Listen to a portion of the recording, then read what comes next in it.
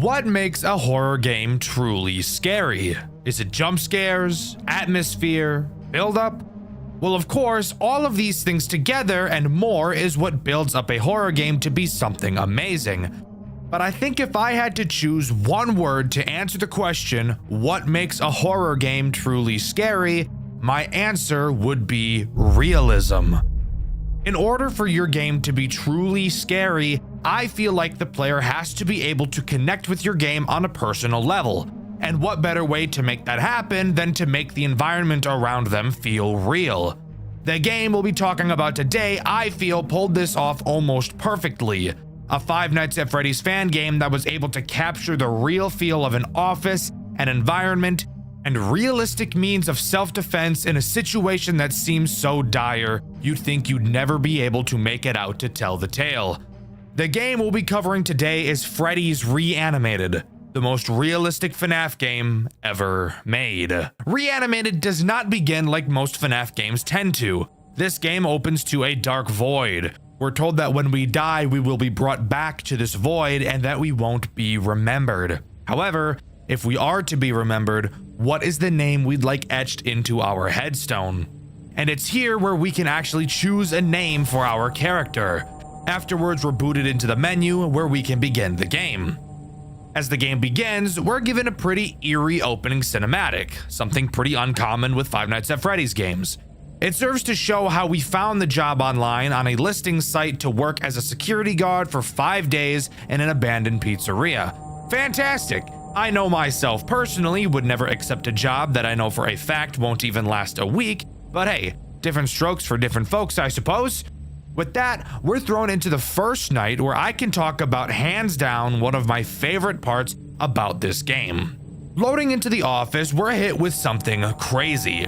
This game looks real. The office looks like an actual office, with objects placed around that actually look like they should be there, not just a random assortment of items like we typically see in FNAF games. And the sound design is amazing. This game looks real, it sounds real, and I think that's one of the big reasons why people love this game so much. It tries to feel real. Watch for when he's closest. He can be tricked easily. What the fuck does that mean, bro? Holy shit. Hello. Oh my god. Hey. What the fuck? That means you made it. This looks sick. Welcome.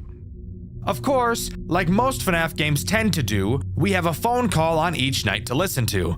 Instead of the usual where the phone guy at least sounds somewhat like they know what they're doing, the phone guy in Reanimated sounds baked out of his fucking mind. Speaking of which, the only reason we have a security guard job right now is because the place is being demolished soon. So we don't want any funny business going on at night. He tells us the basics of our camera. Who cares? That's my job.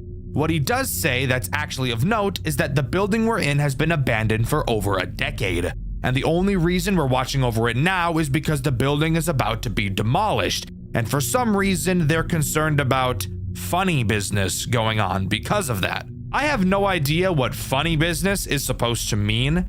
My first guess was people breaking in to steal something, but then I thought, well, that doesn't make sense. People could have been stealing from this place for the last 10 plus years. Why would they all of a sudden decide they needed to do this now? Maybe it means graffiti, but the place is being demolished, so who cares? This is such a weird thing to latch onto, but I just feel like it's strange to mention this now. And it does actually bring up a good question. Why would you hire someone to guard a building that won't exist in 5 days? But you never hired a guard for the past 10 years that it was abandoned. It almost makes you wonder if they were expecting something to happen. And maybe that's why they're demolishing it. Before I get into any of the characters, let's talk about the controls of this game and the 3 tools at our disposal. You can only look in 2 directions in this game, at your computer and at your door and window. Something super interesting about this door is that it is actually just a door, which is pretty scary in a game like this where your doors are mainly known as your only means of defense. You can pull the blinds of your window down if you want to, and when I first found that out, I was reasonably concerned as to why. I see this right here, and I know this game's about to be fucked. I know this game is about to be so fucked, dude. It's just a normal fucking door. Bro, these motherfuckers gonna open the shit out of that thing. And we'll get into why in just a minute. But first, I really want to talk about the cameras and why they serve to be one of the most difficult things to deal with in this entire game. Upon looking at the cameras, you'll realize there's no typical camera map and buttons. Instead, there's just arrows at the bottom of the cameras that you can click to move from one camera to the next fairly slowly. This is brilliant in two ways. With the realism approach that this game is taking, looking at the surroundings, we can tell that this game takes place a pretty long time ago in 2013. We can tell this because of the confirm window at the beginning of the game being Windows 7 and the fact that the game tells us. But I just wanted to seem cool by pointing out that I knew what the Windows 7 UI was. Shut up. And yes, 2013 was a long time ago. I know for some of you it may not feel like it, but it was 12 years ago. That's older than some of my audience who, let's be honest, really shouldn't be watching my videos. Mom and dad, monitor your kids, fuckhead. Knowing this and knowing that the game is aiming to be realistic, opting to use a slow, outdated system like this is genius, even if, yes, I think it's AIDS and very annoying. However, once we start talking about the way this game plays, I'll bring up why I think the way these cameras are set up is needed. Anyways, on to the reason why I think this is as annoying as it is. Mainly because it's not consistent in one way that I would expect it to be. There are 9 cameras in total to surf through. When you reach camera 9, if you press the forward arrow again, you will be sent back to camera 1. That makes sense. So, what do you think happens if you press the back arrow while on camera 1? If you said you go back to camera 9, you would be completely wrong because the back arrow doesn't even fucking exist on camera 1. Why is this the case? I have no idea. If it was consistent either way, this wouldn't bother me, but you can cycle in one direction and not the other. And yes, this is noticeable and it does matter. Now we can finally talk about the first threat this game throws at you. I'm sure you could have guessed who it is. That's right, it's Chica. I lied, it's Bonnie. Of course it's Bonnie. Surprisingly, each character in this game attacks you in a unique way. Even though we only have 3 tools, this game somehow manages to make each character vastly different from one another, and I think that's amazing. Bonnie's main goal is to sneak into your office. He will move around the cameras until he gets to your door. And when he gets to your door, be ready. Close that motherfucker! Oh my god. Dude, literally fuck that. Literally fuck that. The moment I saw this, I knew that this was getting a Dxtr White video. And even the people in my comments over on my second channel, Dxtr Black, knew that this game was getting a white video.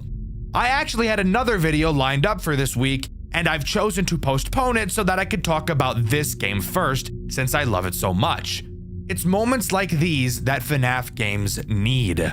Once Bonnie is at your window, all you have to do is hold down your blinds until you hear his big fat feet galloping away. Not an overtly difficult character to deal with, but really paves the way for what the rest of this game has to offer. Luckily for us, there's a post-night minigame section after each night that we get to talk about. But hold up, Dxtr. Don't you usually hate post-night minigames? Yeah, typically I do. However, this game's post-night minigames don't make me want to shove a porcupine in my asshole backwards. There's no repetitive 8-bit minigames, and again, what we're doing in these minigames still feels realistic. After completing the night, we get another call from the phone guy. He asks us before we head home to go into the storage room and find an old computer, which we can use to upload some old pictures and footage of the building to the cloud. He says he wants to upload some of the interesting stuff to his personal blog, which I'm sure violates some sort of contract, but who am I to care? I break the law all the time. For example, if I was in the UK, I'd probably be arrested on the spot because of the language I choose to use. Anyways, something I think is cool is that we actually get to walk into the back room. We don't just miraculously get placed there. This will become important later, by the way. After walking into the storage room, we can access the computer and start uploading files to the cloud. You'll notice that you can turn to the exit of the room. For now, it's unknown why. After waiting for ages for the upload to finish, we walk out of the storage room and finish out our shift, moving on to night 2. On night 2, we get another call from the phone guy. where we find out that our player is actually trying to do something about the fact that the characters are moving. Apparently, we sent an email to the phone guy explaining that we saw Bonnie moving.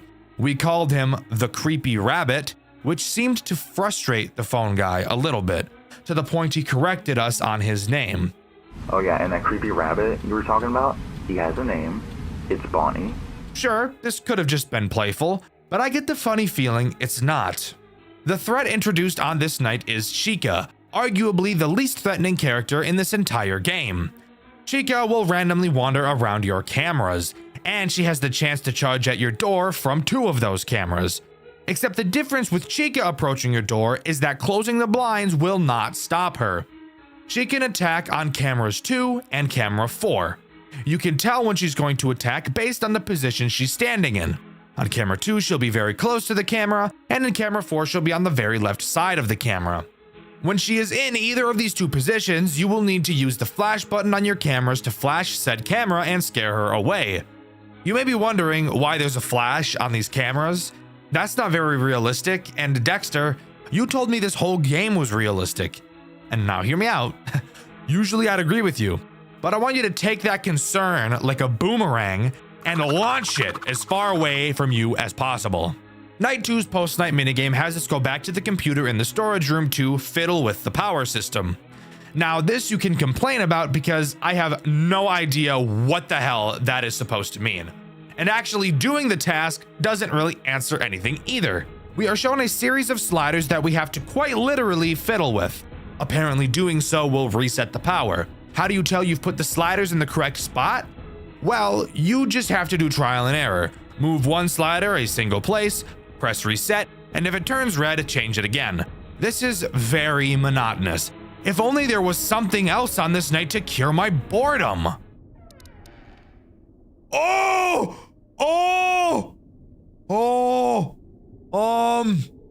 don't want to look back. What did I tell you? It's moments like these that really make these FNAF games stand out. To any future FNAF devs, do cool shit. Your game does not have to be stupidly hard to be memorable. It just has to do cool things. And this is some of the coolest shit I've ever seen. While looking at the computer, Bonnie will slowly try to creep closer and closer to you. You will have to look back at him lest he shoot his Jeep juice all over your spine. You can actually watch him walk backwards while you look at him, almost like he knows you've noticed he's moved, and is attempting to readjust himself so you go back to looking away. What the fuck? Oh my god, oh my god, oh my fucking god! Did you see that shit? Motherfucker just crip walked back, he moonwalked. It's honestly some of the creepiest shit I've ever seen come out of a FNAF game, and I love it. After completing this minigame and turning towards the door, you'll realize that Bonnie has gone away. Obviously getting bored of you because you're boring. So all we have to do now is walk out of the building. You want me to walk out that motherfucking door? You honestly want me to walk out that fucking door? I mean, I'll do it, but fuck.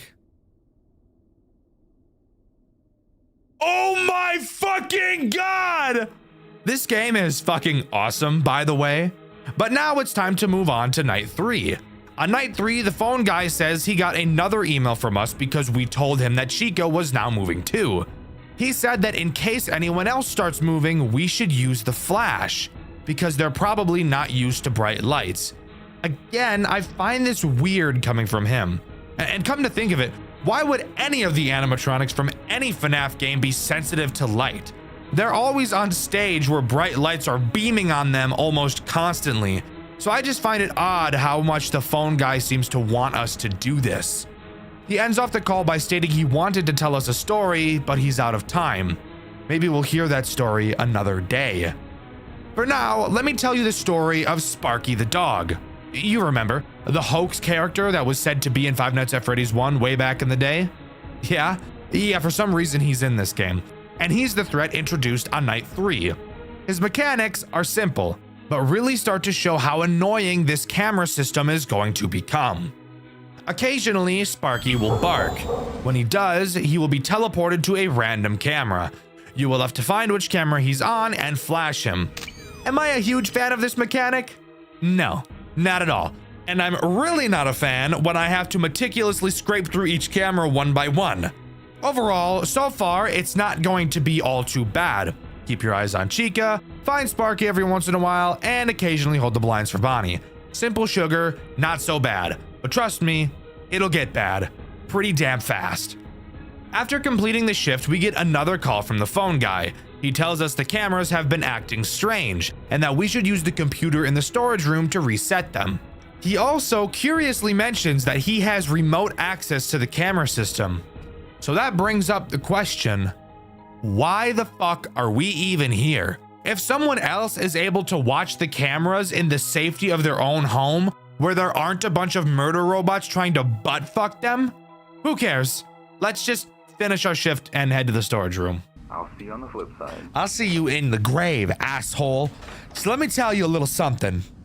Oh my fucking God! I love this game.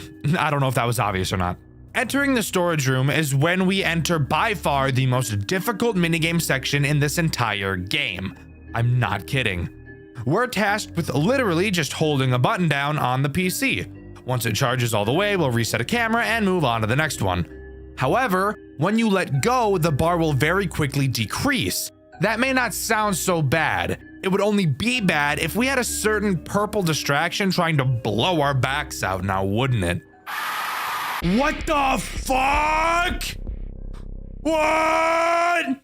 Bro, he's fast as shit. Bonnie is the sole reason why this minigame is so AIDS. Bonnie, for some reason, thought that today was the day he was going to take the Rock Lee ankle weights off and show us his true speed. Bonnie is so astronomically fast during this minigame, it's not even funny. 3, 2, 3. Oh my motherfucking God. Oh my fucking God. Oh my fucking God. Gonna break his knees? You have maybe 2 seconds of time to look at the screen before he kills you, so you have to be fast. And what adds to the difficulty of this night, the hitbox of the progress bar you have to click and hold. Swiping your mouse back and forth to check on Bonnie, then moving back to the computer is insanity. And when you come back, you have to hold the position of your mouse on this tiny little progress bar and continue to hold. But you can only hold for maybe 1 second before you have to turn back around to Bonnie and wait for him to walk all the way back to the door. And keep in mind, the progress bar is decreasing every time you look away, so you're really just fucked. And once you complete a camera is when you notice you have to fix 3 more. And if you ever die to Bonnie, go back into them all over again. Fuck you. This minigame took me around 30 minutes to finally complete. It's unironically the second hardest canonical challenge in this game, and I would love to have to never do it again. Oh, but one more interesting detail about this minigame. The final camera you fix briefly shows Foxy in the camera. Oh boy, I hope that's not foreshadowing or something. After completing that hell, we don't have to almost get touched by any robots on our way out and are free to move on to night 4. The phone guy calls us and fucking rambles about some bullshit I don't care about. He says that there was an ancient civilization that archaeologists found, and those researchers were later haunted by handprints of the ancient civilization. Again, I really don't give a fuck. This is purely symbolic for the story of the game, which I'll talk about later. But this was the story he was itching to tell us.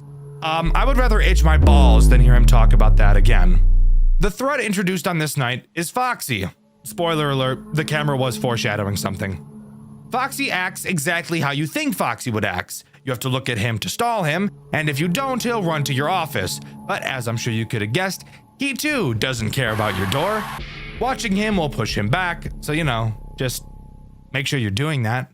Something of note is how Foxy breaks the cycle you've been really trying to build up throughout the game, forcing you to develop a new one.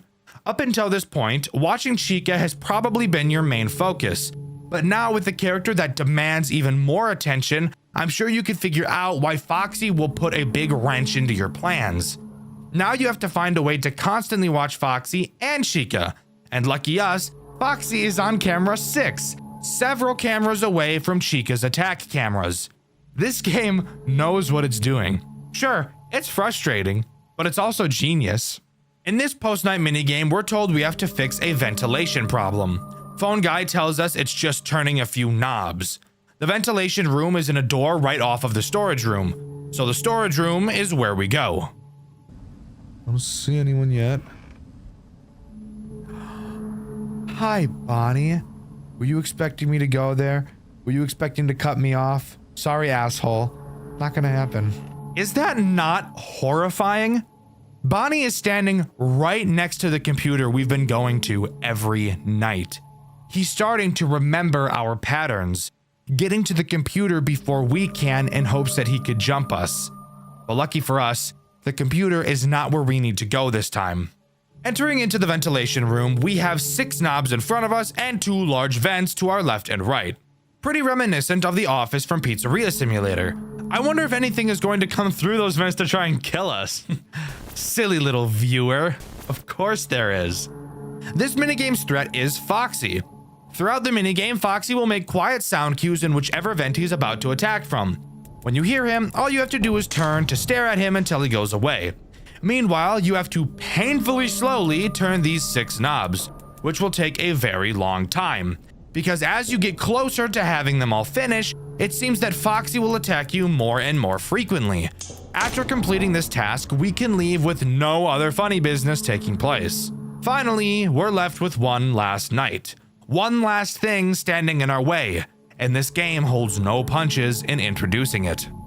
Before you is something long forgotten. Something that was once loved and cherished, but now it lies broken. It is left abandoned. You know what becomes of something long forgotten. It dies a second death. It grows cold. It is unmoving. But what if some things don't wish to be forgotten? Do you know what happens when something refuses to be forgotten? It becomes angry.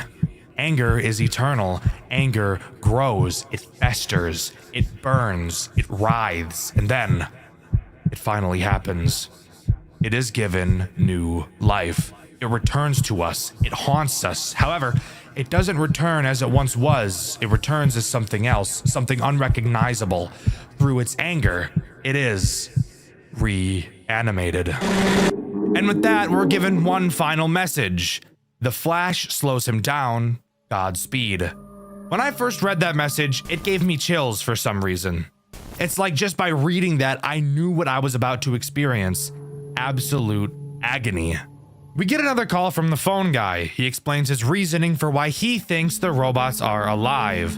He thinks they're angry that they've been forgotten about and left abandoned for years, and he couldn't be more right. Night 5 introduces Freddy. Holy fucking shit, Freddy. Freddy is by far the most dangerous character in this entire game. When Freddy moves forward, he will never move backwards. And once he gets to your office, it's over for you. Yo, get the fuck away from that fucking door! You get the fuck away from that door! What? Oh, fuck, dude. Freddy is a dick. Raps. How do you stall Freddy? By using the flash, of course. When you flash Freddy, he will cover his eyes. Something interesting to note is that Freddy is the only character to be animated on the cameras. Such a small detail, but a detail I think is really cool. If you really want to make sure Freddy doesn't move, you'll have to time his intervals, since they don't vary.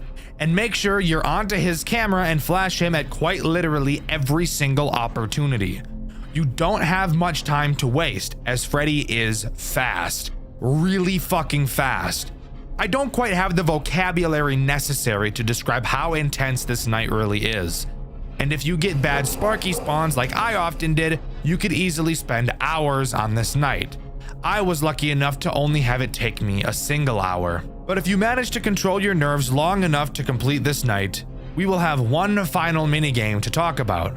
After completion, we get one final call from the phone guy. He very ominously tells us to enter the dining room. He says he wants to show us something. Upon entering the dining room, we're greeted by all 5 animatronics staring back at us. The camera to the dining room flashes, and we hear the phone guy, named Ralph, explain that the reason it flashes is so that you can take a screenshot of the camera. Ow!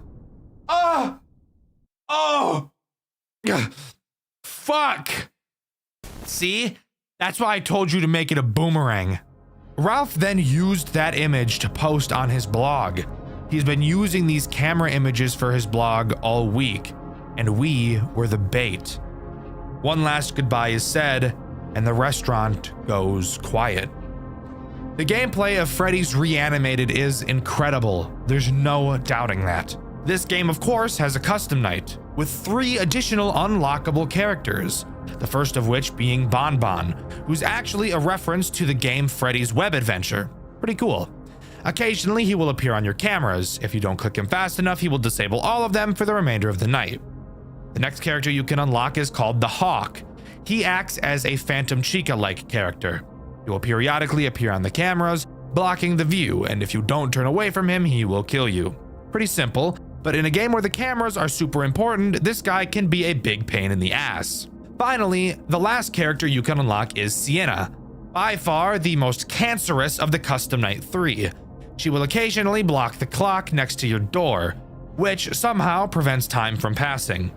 This is a Custom Night character that can drop the realism at this point. All you have to do is click her nose and she will go away and the time will continue to pass. Altogether, completing a custom night with these 3 additional characters is a torture I would never want to put myself through. But shout out to Dark Ryun who was able to pull it off, and whose footage you're seeing right now. I should mention that the custom night does have a secret ending, but I'll bring it up when I talk about the story of this game. Which, you know, we'll do right now. The story of Freddy's Reanimated is honestly one of the most surprisingly thoughtful pieces of writing I've ever seen in a FNAF fan game.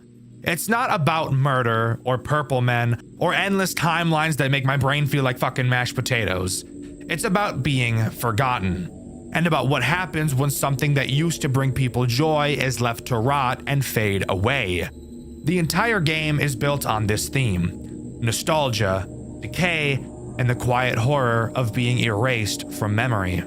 Freddy's Reanimated takes place inside Freddy Fazbear's Pizza Place, a restaurant that's already dead by the time we get there. It used to be loved. Kids laughed, parents smiled, the animatronics performed, and everything was fine, until it wasn't. Over time, the crowd stopped coming, the lights dimmed, the laughter stopped. The building was abandoned and left to gather dust for over a decade. No massacres, no missing children, just nothing. The kind of death most things really suffer. When the game starts, we're told the place is finally being demolished, and Ralph, the manager, hires a night guard to keep an eye on the place for the last few days. That's us. But before us, there was another guard, Mike Schmidt. Yeah, that Mike Schmidt. He worked one night, just one, and didn't make it out. In the demo of this game, we actually see what happened. Mike survives until 6 a.m. The power cuts, and Freddy himself storms into the office and literally bites his head off. No mystery, no cover-up. It's brutal, it's direct, and it sets the tone for everything that follows. When Ralph brings us in months later, he acts like none of that ever happened. He's casual, a little too calm, and gives us these half-baked instructions that sound like he's either high out of his mind or hiding something. He keeps asking us to do these little tasks: fix the power, upload old files, check the cameras, all while brushing off the fact that the animatronics are moving. Every night, our character emails Ralph describing what they saw, and every night Ralph dances around the truth. He never says, "You're wrong," but he never says, "You're right" either. It's like he knows what's going on, but refuses to say it out loud. Then, finally, on the last night, Ralph tells us a story. The story he's been dying to share. He says that back in the 1940s, archaeologists discovered a cave covered in human handprints. The people who found it were haunted by those same handprints for the rest of their lives. Like the dead were reaching out just to remind them they were still there. And Ralph thinks the same thing is happening to Freddy's. He believes the animatronics are moving because they refuse to be forgotten. That after sitting abandoned for over a decade, their anger, this pure, desperate rage, literally reanimated them. Not out of vengeance, not because of possession, but because of memory. Because they were once loved and then left behind. It's such a fascinating take. The idea that these animatronics aren't evil, they're afraid. Afraid of fading away. It's one of the first FNAF fan games I've seen that makes you feel sorry for the monsters chasing you. They're not killing you because they want to, they're killing you because they don't want to disappear. After you survive the final night, Ralph asks you to head into the dining room. He says he wants to show you something. When you enter, all 5 animatronics are standing there, waiting for you. It's one of the eeriest visuals in the entire game. Completely still, completely silent. Ralph activates the camera flash, and the screen freezes in a burst of light. Then he says, I finally figured out what the flash button does. It lights up the room so that you can take a screenshot of the camera you're looking at. I finally have more recent images for my blog. And that's when it hits you. The whole time, we weren't protecting the building, we were the bait. Ralph was using us to get the footage and screenshots he wanted for his personal blog, to turn the remains of this haunted restaurant into online content, the same way we, as players, chase nostalgia. Ralph chases it too. He's obsessed with documenting something that's supposed to be gone. After everything, the building is demolished. Ralph's posts about it online, sparking renewed interest in Freddy Fazbear's Pizza Place. People remember it again. The animatronics, those same restless spirits that didn't want to be forgotten, finally get what they wanted. They are remembered. And then they rest. The player gets their paycheck. The story ends not with a scream, but with silence. It's such a powerful way to close things out. Freddy's Reanimated isn't about surviving animatronics. It's about the fear of being erased. It's about what happens when the world moves on and leaves you behind. Even the custom night ending reflects that idea. Mike Schmidt's death is written off as a bear attack. Just a tiny headline, nothing more. And Freddy Fazbear himself, lying in the rubble, surrounded by everything that used to be alive, now just forgotten scraps of metal. For a game that's meant to be realistic, it's ironic that the story is one of the most human I've ever seen in this genre. Freddy's Reanimated isn't just the most realistic FNAF game ever made, it's one of the most real stories the community has ever told. Would you like to hear one last interesting piece of information I have to share? There is a secret in this game up until this point. As far as I'm aware, nobody has ever found it, and I can guarantee you've never seen it before. A secret so rare that the chances of finding it exceed luck that no human has ever had. And I want to thank City, the author of the FNAF fan game wiki, for providing me with this information and allowing me to share it with you guys. We know that Michael got bitten and killed by Freddy, but did you know you can actually see Michael's corpse inside of the game? You just have to be incredibly lucky. To start, you must have already beaten the main game. No custom night completion is necessary. Then you have to restart the game from night 1. Before completing night 3, you will have to die at least 5 times. Then, upon beating night 3, when entering the hallway, there's a 1 in 10,000 chance to see the corpse. Slight gore warning, by the way. This is probably the most realistic looking gore I've ever seen in a FNAF game. If you can pull all of that off and get more lucky than any human on Earth, this is what you will see in the hallway. Truly some of the scariest shit I've ever seen. But there you have it. That's everything as far as I'm aware that Freddy's Reanimated has to offer. Overall, this game is one of the coolest experiences I've ever had since starting this channel. I don't think this game is nearly my favorite. I think I like Juniors and Banshee just a little bit more, but it's definitely close. The atmosphere, the sound design, the game design are all borderline perfect works of art. I've covered a lot of games made by the developers in the Five Nights at Freddy's Fanverse initiative. I've covered the fantastic Joy of Creation made by Nixon, the famous Five Nights at Candy's by Emil Mako, and I've covered the gorgeous One Night at Flumpty's by Groomer Jonachrome.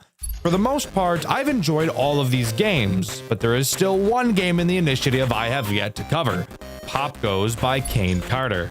Another incredibly well-known FNAF fan game with a lot of people having a sweet spot for it. Today, I'm here to find out why. Stick around because I've got a lot to say about it.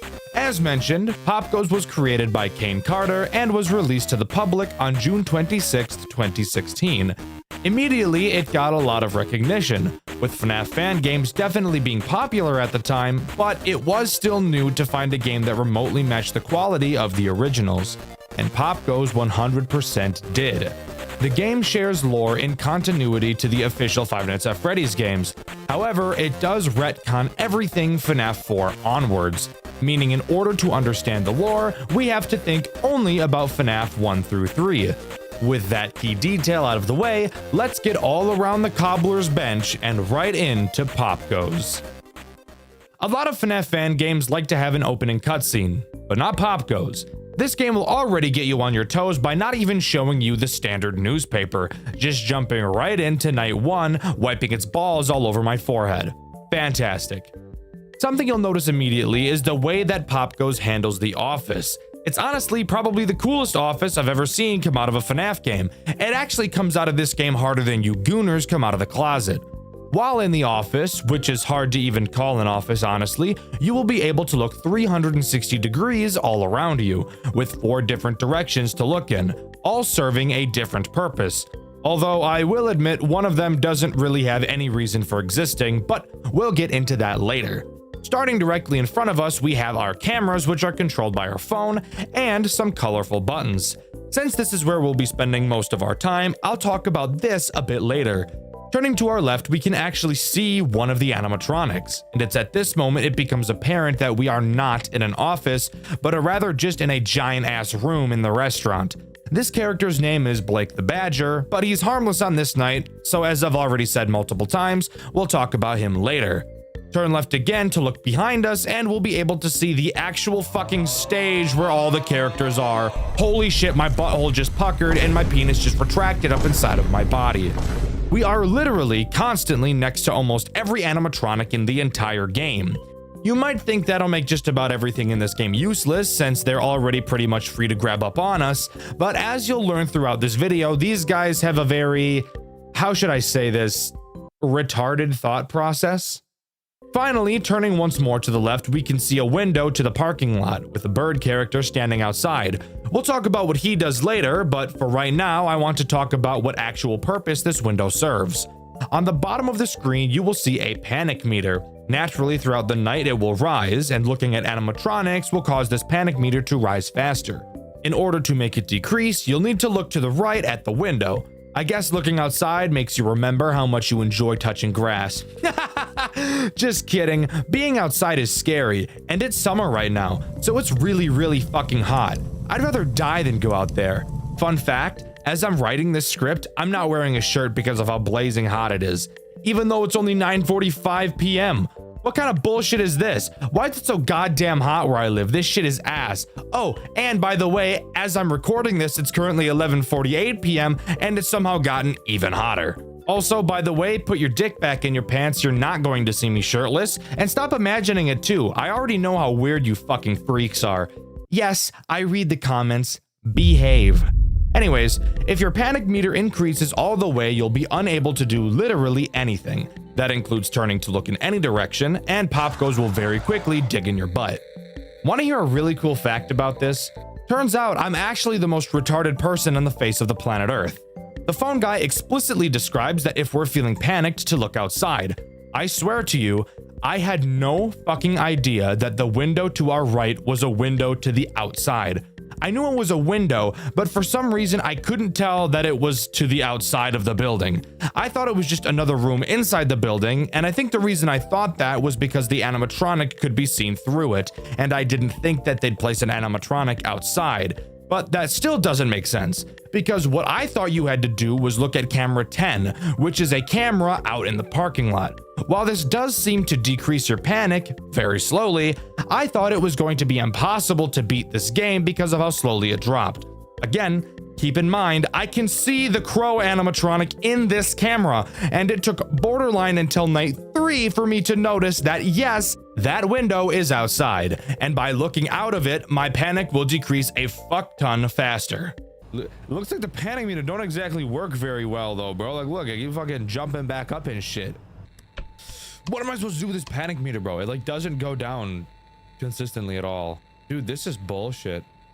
What the fuck are you supposed to do? That's not possible. What the hell is that bullshit? What? What's the point of turning except to see? Like, what's the point of this? Like this area. Wait, that's the... Oh! I'm retarded. This is the fucking parking lot. He means literally... Guys, I'm actually fucking retarded. Holy shit, guys, I'm a fucking idiot. Oh my god, that has to be actually the fucking stupidest thing I've ever done in my whole life. So, with that out of the way, let's talk about our camera system. Looking at it at a first glance may seem a bit intimidating, but this game actually does a fantastic job at slowly introducing new mechanics. It's actually probably better at this than any other FNAF game I've ever played before. Let's just focus on what needs to be focused on during night 1 and ignore everything else until it becomes relevant. Obviously, you can switch through the cameras like any FNAF game, and the cameras in this game use no power. In fact, this game doesn't even have power to begin with, which I think is something we can all appreciate.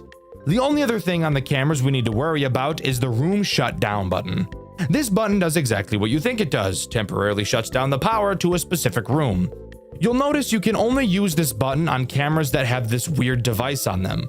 And if you can't tell what this is, it's a 3D printer. Why are there 3D printers here? Well, canonically, I'm pretty sure it's because the kids that come to the restaurant can print out their own animatronics or something like that. I don't really know. I was more focused on the phone guy talking about his boring ass life. I wasn't really paying attention to the actual story of the game very much. Where these 3D printers come into play during gameplay is when we talk about our boy, Popgoes the Weasel. Yes, we are actually introducing the main character of the game on night 1, something quite a few FNAF games don't like to do until later nights. Popgoes will leave his stage and head towards any room with a 3D printer, which by the way you can actually turn around and watch him leave via walking through the very room you're sitting in. Remember how I said the characters in this game make some pretty retarded decisions? Yeah, this is one of them. If Popgoes' goal is to kill me, why doesn't he just do it? He's literally directly behind me. It would not be hard at all. In fact, the only time he does kill you is when your panic meter gets too high. So, if he doesn't kill you himself, how is he a threat? Great question, and one I'm going to answer because, no shit, it'd be a pretty shitty review if I didn't explain anything.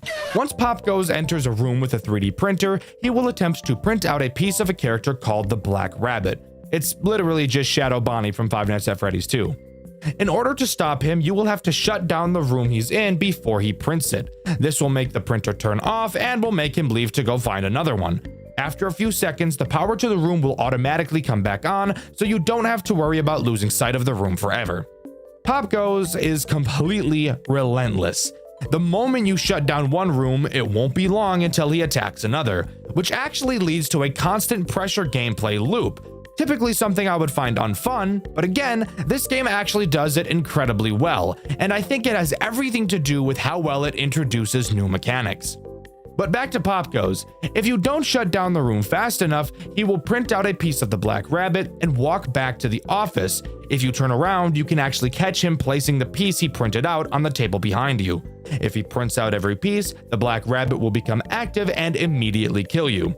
I personally never died to the Black Rabbit, which goes to show either how easy this game is or how much fun I had playing it that I was able to find a rhythm.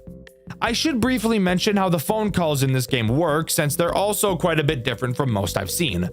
Unfortunately, the phone guy is British. I know that should be given a warning in and of itself, but let's try to move past that tragedy.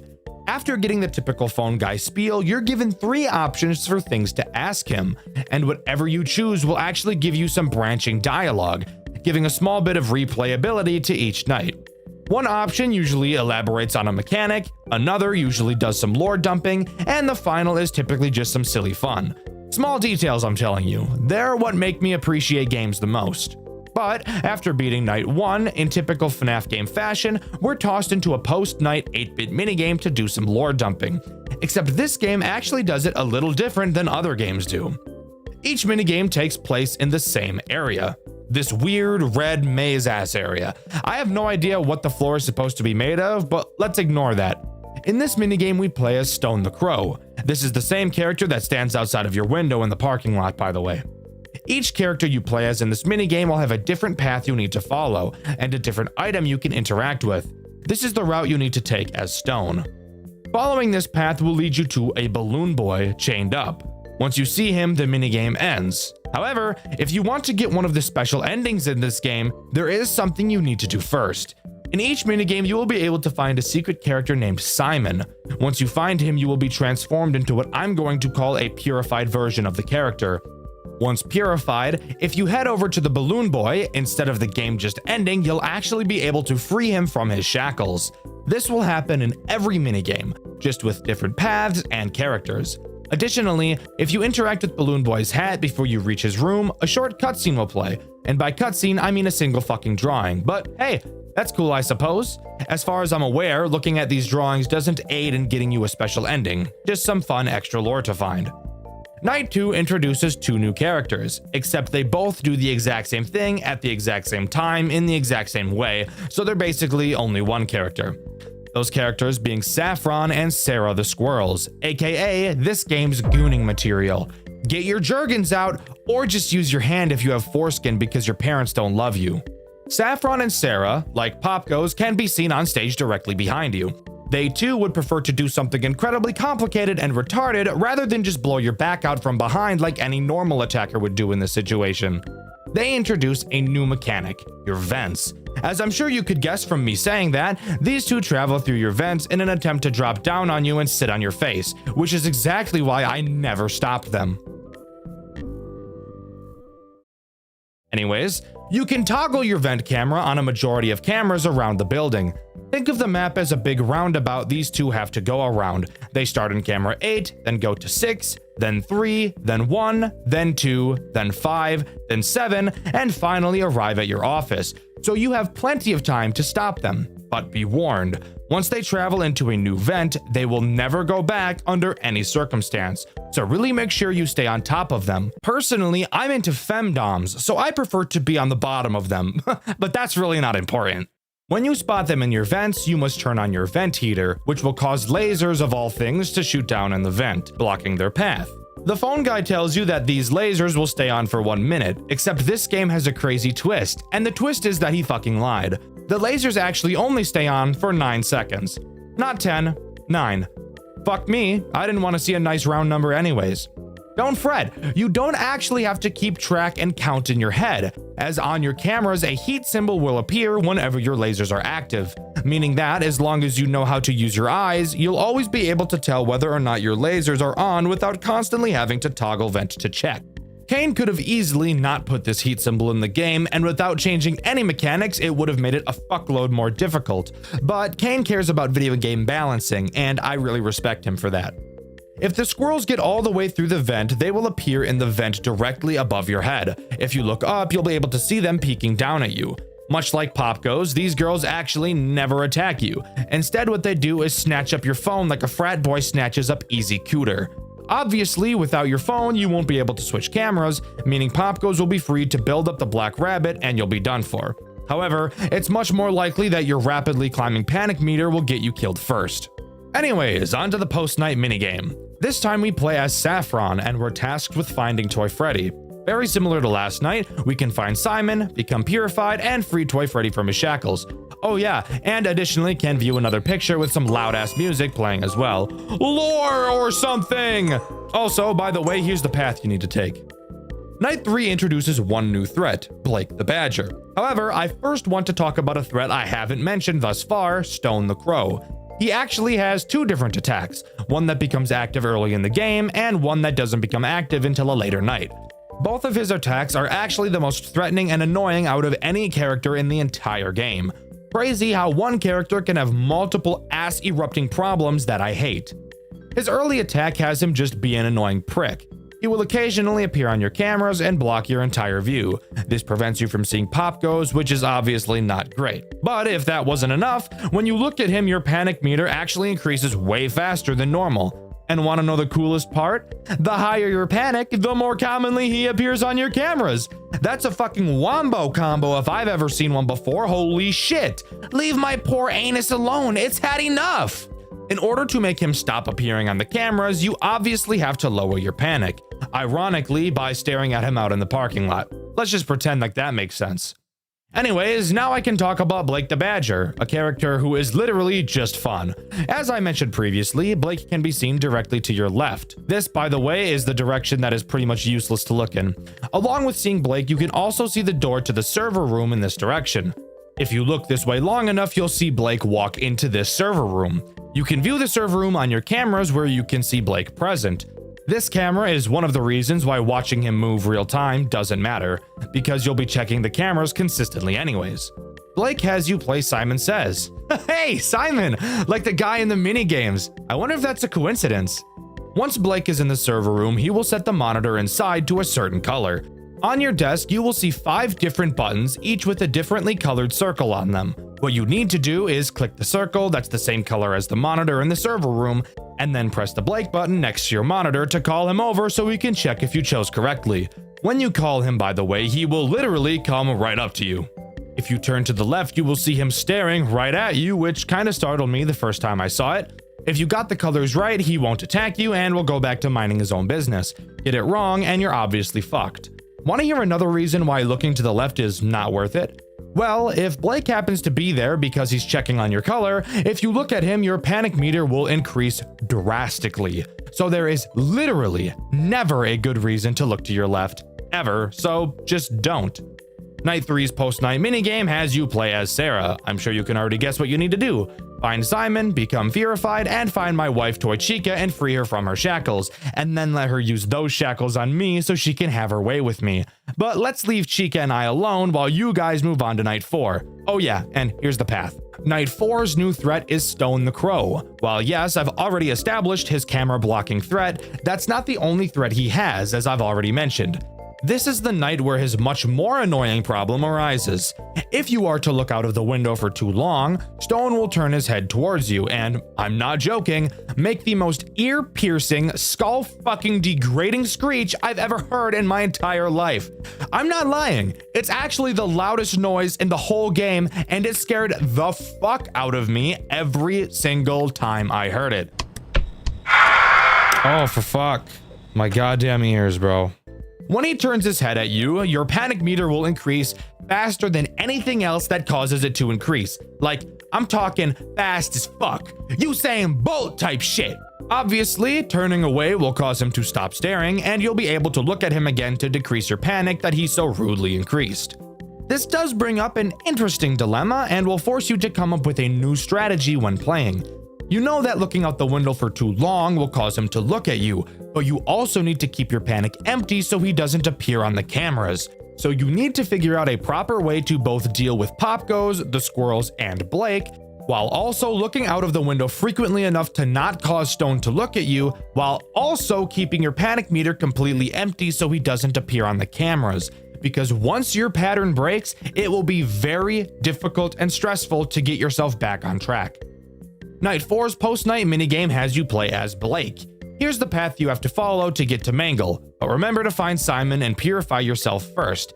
I'll never understand the attraction some people have to Mangle. I don't even see how sex with her would be fun. She's a fucked up mess of wires. Even if you could figure out how to get it done, you'd borderline have to be a contortionist in order to not get yourself injured while doing the deed. Anyways, on to Night 5. Night 5 doesn't introduce any new threat, just being a harder version of Night 4, so I'll use this time to talk about Simon and how he appears in the nights. That's right, Simon himself does appear in each night, however, I never saw him throughout my playthrough, which you can find on my second channel, Dxtr Black, and that's because of how specific finding him is. Each night he will appear in a certain room at a certain time, only for a few seconds, which is why I never saw him. When you find him, you will need to click on one of your Simon Says buttons that corresponds to the color of his eyes. When you do, he will say something to you. I guess it being Simon Says wasn't a coincidence after all. On night 1, he will appear in the arcade's vent camera at the 526th second of the night. That's right, it's actually that specific. His eye color will be red and he will say the following. Simon Says. On night 2, he'll appear in the birthday room camera at the 116th second. His eyes will be pink and he'll say the following. Keep finding me. I'll tell you everything. On night 3, he'll appear in the parking lot camera on the 472nd second. His eyes will be blue and he'll say this. Oh, brother. You must be so fond of him. On night 4, he'll appear in the staff room at the 342nd second of the night. His eyes will be yellow and he'll say the following. Do you think you know who he is? The truth is behind this door. And at night 5, he'll appear in the hallway camera at the 273rd second of the night. His eyes will be green and he will say this. He doesn't want to remember. We can help him tomorrow. Overall, a pretty cool bit of extra lore in a very fun and interactive way. Again, I'm in love with little details like this. Also, here's another fun fact. If you stare at Simon's screen in the extras menu for too long, your game will crash, so that's pretty cool. Anyways, onto the post-night minigame. Here you play as Popgoes. Here's the path you have to take to find the worst FNAF character ever designed, Toy Bonnie. And as always, don't forget to find Simon and purify yourself. God, I fucking hate Toy Bonnie. He's the main reason why Five Nights at Freddy's 2 sucks as much dick and balls as it does. I know people have found a way to make 1020 mode not random, but fuck you. He's still a bag of dicks. Night 6 once again adds no new threats, just being the hardest non-custom night in the entire game, really amping up the game's difficulty. I want to talk about two things during this night. This game does probably the best job I've seen at making a challenging experience without being frustrating, janky, or awkward. This night is definitely hard, requiring you to be precise with your mouse, quick with your thinking, and requiring a lot of nerve control throughout. But never throughout my playthrough did I feel like the game was unfair or that there was too much RNG involved. This game is a perfect balance of challenging and engaging. I've truly never seen another FNAF game pull it off as well as this game has. Additionally, Simon can be found on this night as well. I didn't talk about it last night because the way you find him in this night is without a doubt one of the coolest things in the whole game. He'll appear in the station on the 273rd second of the night. You might be wondering what the station is, and the station is literally the room you are sitting in. Simon will appear on the table directly behind you. He leans in so close you can feel his breath on the nape of your neck. It might turn some people on, but it personally makes me feel a bit uncomfortable. Anyways, his eyes will be white and he'll say the following. He wants to save her, and I will make his wish come true. Thank you, Strings. If you've done everything correctly in the post-night minigame so far, you'll be put into the 6th night post-night minigame where you play as the Black Rabbit. Finding Simon, you'll realize he looks different, appearing to be glitching as the purple guy, and upon purifying, you seem to become Spring Bonnie, implying that either Simon has been William Afton the whole time, or that Popgoes has been trying to construct William Afton the whole time.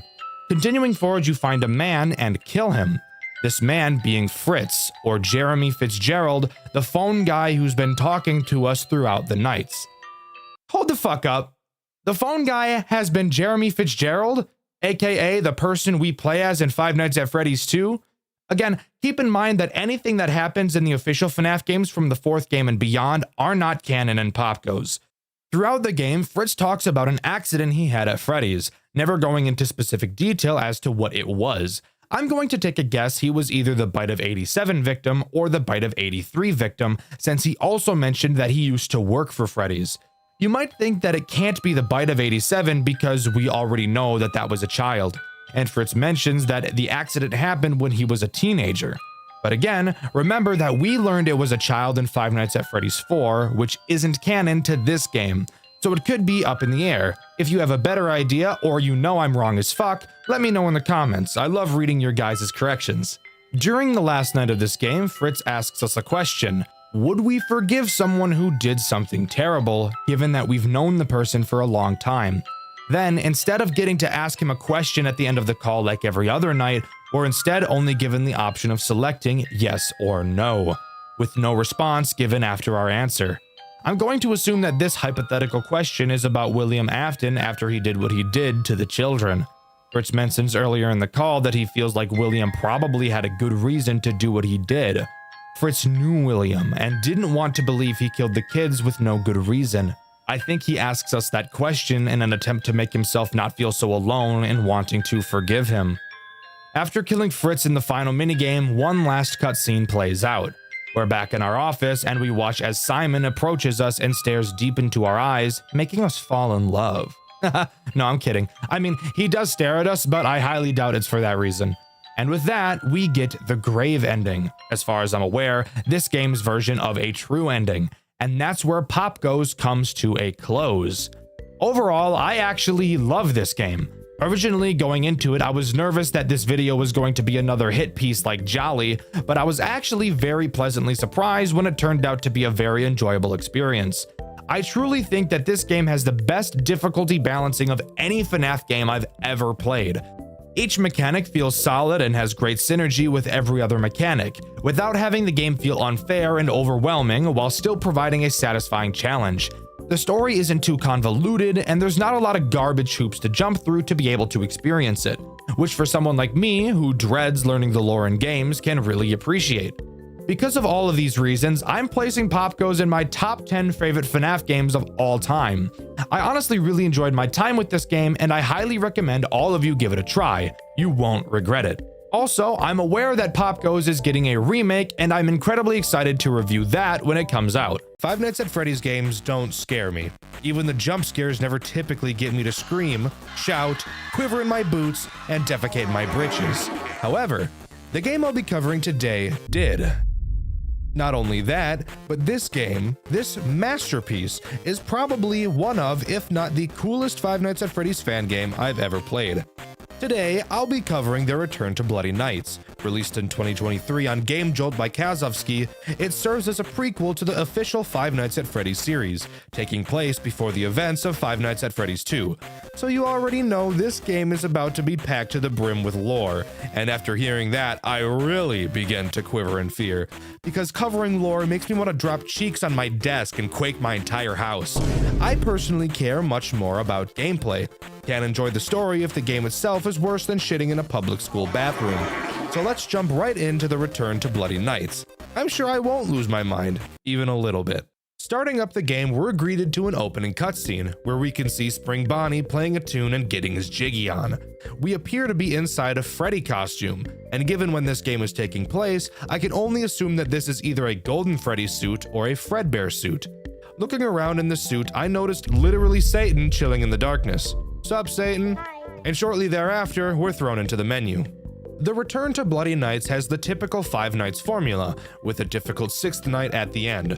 Split up into days of the week, it gives it a bit more character, which also makes sense. When a girl asks you what day it is, you don't say the fourth day, you say Thursday like a normal person. But all you little freak geeks probably respond by instantly jeebing in your pants because a woman has never spoken to you before because you're chronically online. Don't lie. We all are. Nothing to be embarrassed about. Jumping into night one, we first have to wait for a phone call to play out between Henry and William. Since this takes place before the official games, it can only be assumed that at this point in time, Henry already had his restaurant, and William was currently working on his own. Before every night, we get a phone call just like this. Henry checks up on William's progress with the animatronics. William talks and makes me incredibly uncomfortable. Seriously, the voice actors in this game did an amazing job of playing the parts.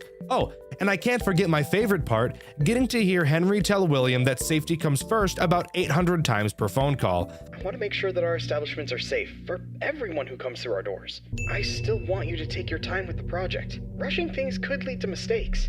But I do need to move quickly if we're going to open in time. I know, but Please keep safety in mind, above all else. Honestly, if I was William and I had to hear Henry tell me the same thing a million times, I probably would have killed those kids too. Moving into the office, we get to listen to yet another phone call. Holy shit, I'm gonna tear my pubes out. I know this game is more focused on lore, but holy shit, I downloaded the game to play it. If I wanted a story, I'd get a visual novel. In all honesty though, the in-office phone calls are actually also great. Again, the voice actor did an amazing job playing the part. He tells us about the restaurant, whatever the fuck. Tell me about the robots, bro. That's what I'm interested in. Night 1 introduces Spring Bonnie. I'm sure you could have guessed. This game takes place in Fredbear's family diner. We play as a guy named Scott, which I might add is probably the whitest name of all time. Spring Bonnie does exactly what you think he does. Starts on the show stage, shimmies around the cameras like he just sprayed some cologne in the air, and brings it around town to your right side office door. It's at this point where I should establish how the doors work in this game. You'll notice that there are no lights. However, you do have a flashlight, so you can flash that puppy into the doorways to see what's there. However, you'll notice that your flashlight doesn't illuminate the entire doorway, so you'll have to move your flashlight around to actually see the full picture. It's also because of this that we get my favorite part of this entire game. Oh my fucking god! Holy shit! Oh my god, that was fucking cool as shit. Oh my god, bro. Holy shit, that was awesome. The moment I saw this, I thought to myself, yep, for sure. This game's getting a white video.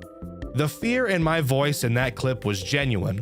I know a lot of creators on this site like to fake and hype up their reactions because it makes good content, but if you watch my second channel, Dxtr Black, you'd know that all of my reactions are real. So not often will you catch me getting scared like that, but hot damn was this cool.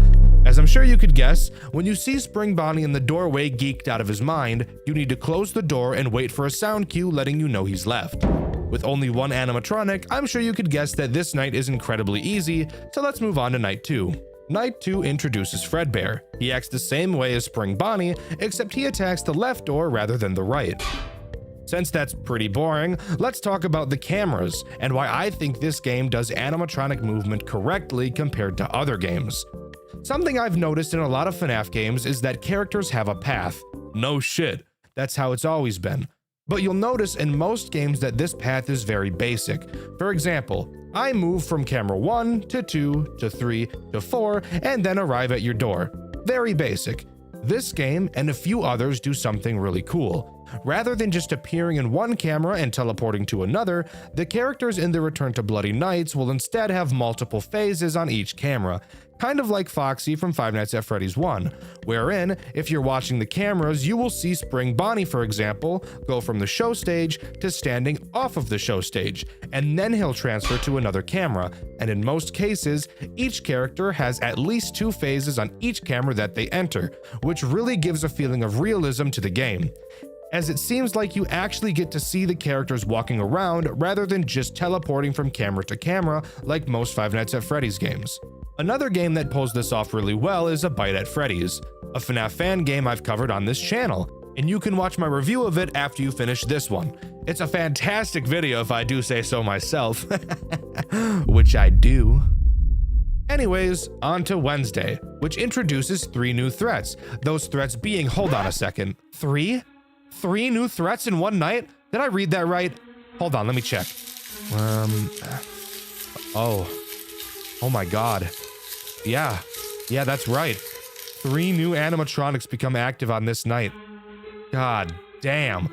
Talk about going from 1 to 100 in a fraction of a second, good lord. Well, let's start going over them, shall we? Starting with the least infuriating of the 3, we have the puppet. An area of your office I have yet to mention is the prize corner, which is directly behind you. Here you will be able to see prizes. Who would have thought? This is also where you can see a bunch of fun references like Sonic, FNAF, Cuphead, and a bunch more. I had a lot of fun pointing out as many references as I could while playing, which you can see in my full playthrough on my second channel, Dxtr Black. The puppet has a chance to appear at any time throughout the night behind you in the prize corner. It doesn't move through the cameras, so there's no way to predict when it's going to attack. However, thankfully it does play a sound cue that lets you know it has appeared behind you, telling you to get off that computer call and kiss it on its hot mouth. When you hear this bell jingling sound cue, you have to quickly whip around and find it in one of 3 locations with your flashlight. Once you find it, it'll quickly hide away like a bitch and you're free to continue. The puppet is really never a problem throughout the nights, acting more of an annoying distraction than a real threat. But now, I get the misfortune of talking about the other 2 threats that this night places in my anus. So let's cover the spawn camping dickhead Fredbear 2.0. Fredbear 2.0 doesn't appear on the cameras. Instead, he appears right outside of your right door. That's where he starts. Yeah, he begins the night already outside of your door. And that's the furthest away he'll ever get from you. Isn't that just the worst thing you've ever heard in your life? I think I'd rather be diagnosed with butthole cancer. Fredbear 2.0 has multiple phases before his actual attack. You'll have to constantly flash your light in the left doorway to check his progress, which takes your attention away from a crucial character you need to watch on the cameras, whom I will talk about in a moment. As he gets closer and closer, you'll get to hear him talking right in your fucking ear, which is a pain in the ass because I'm trying to listen for movements and bell jingling at the same time. So I'd really appreciate it if you'd hop off my cock. When Fredbear 2.0 gets to your door, he will crouch down to try to get in. Which, by the way, looks crazy cool. I love animations like this in FNAF games. It adds so much life to them. Something you'll notice about Fredbear 2.0 in comparison to the other animatronics that attack your doors is that he appears to linger at them for much longer than the others. You wouldn't be crazy for thinking that either, because he does. When Fredbear 2.0 crouches down, he won't instantly enter your office like Fredbear and Spring Bonnie do. Instead, he'll wait about 8 seconds before actually attacking you, giving you time to check on the puppet and Mr. Dickhole, who I'll be covering next. That may sound like a nice gesture.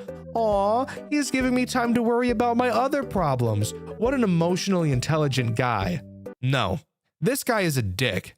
Something I should mention is that there is no power system. However, there is generator heat. What causes the generator to go up?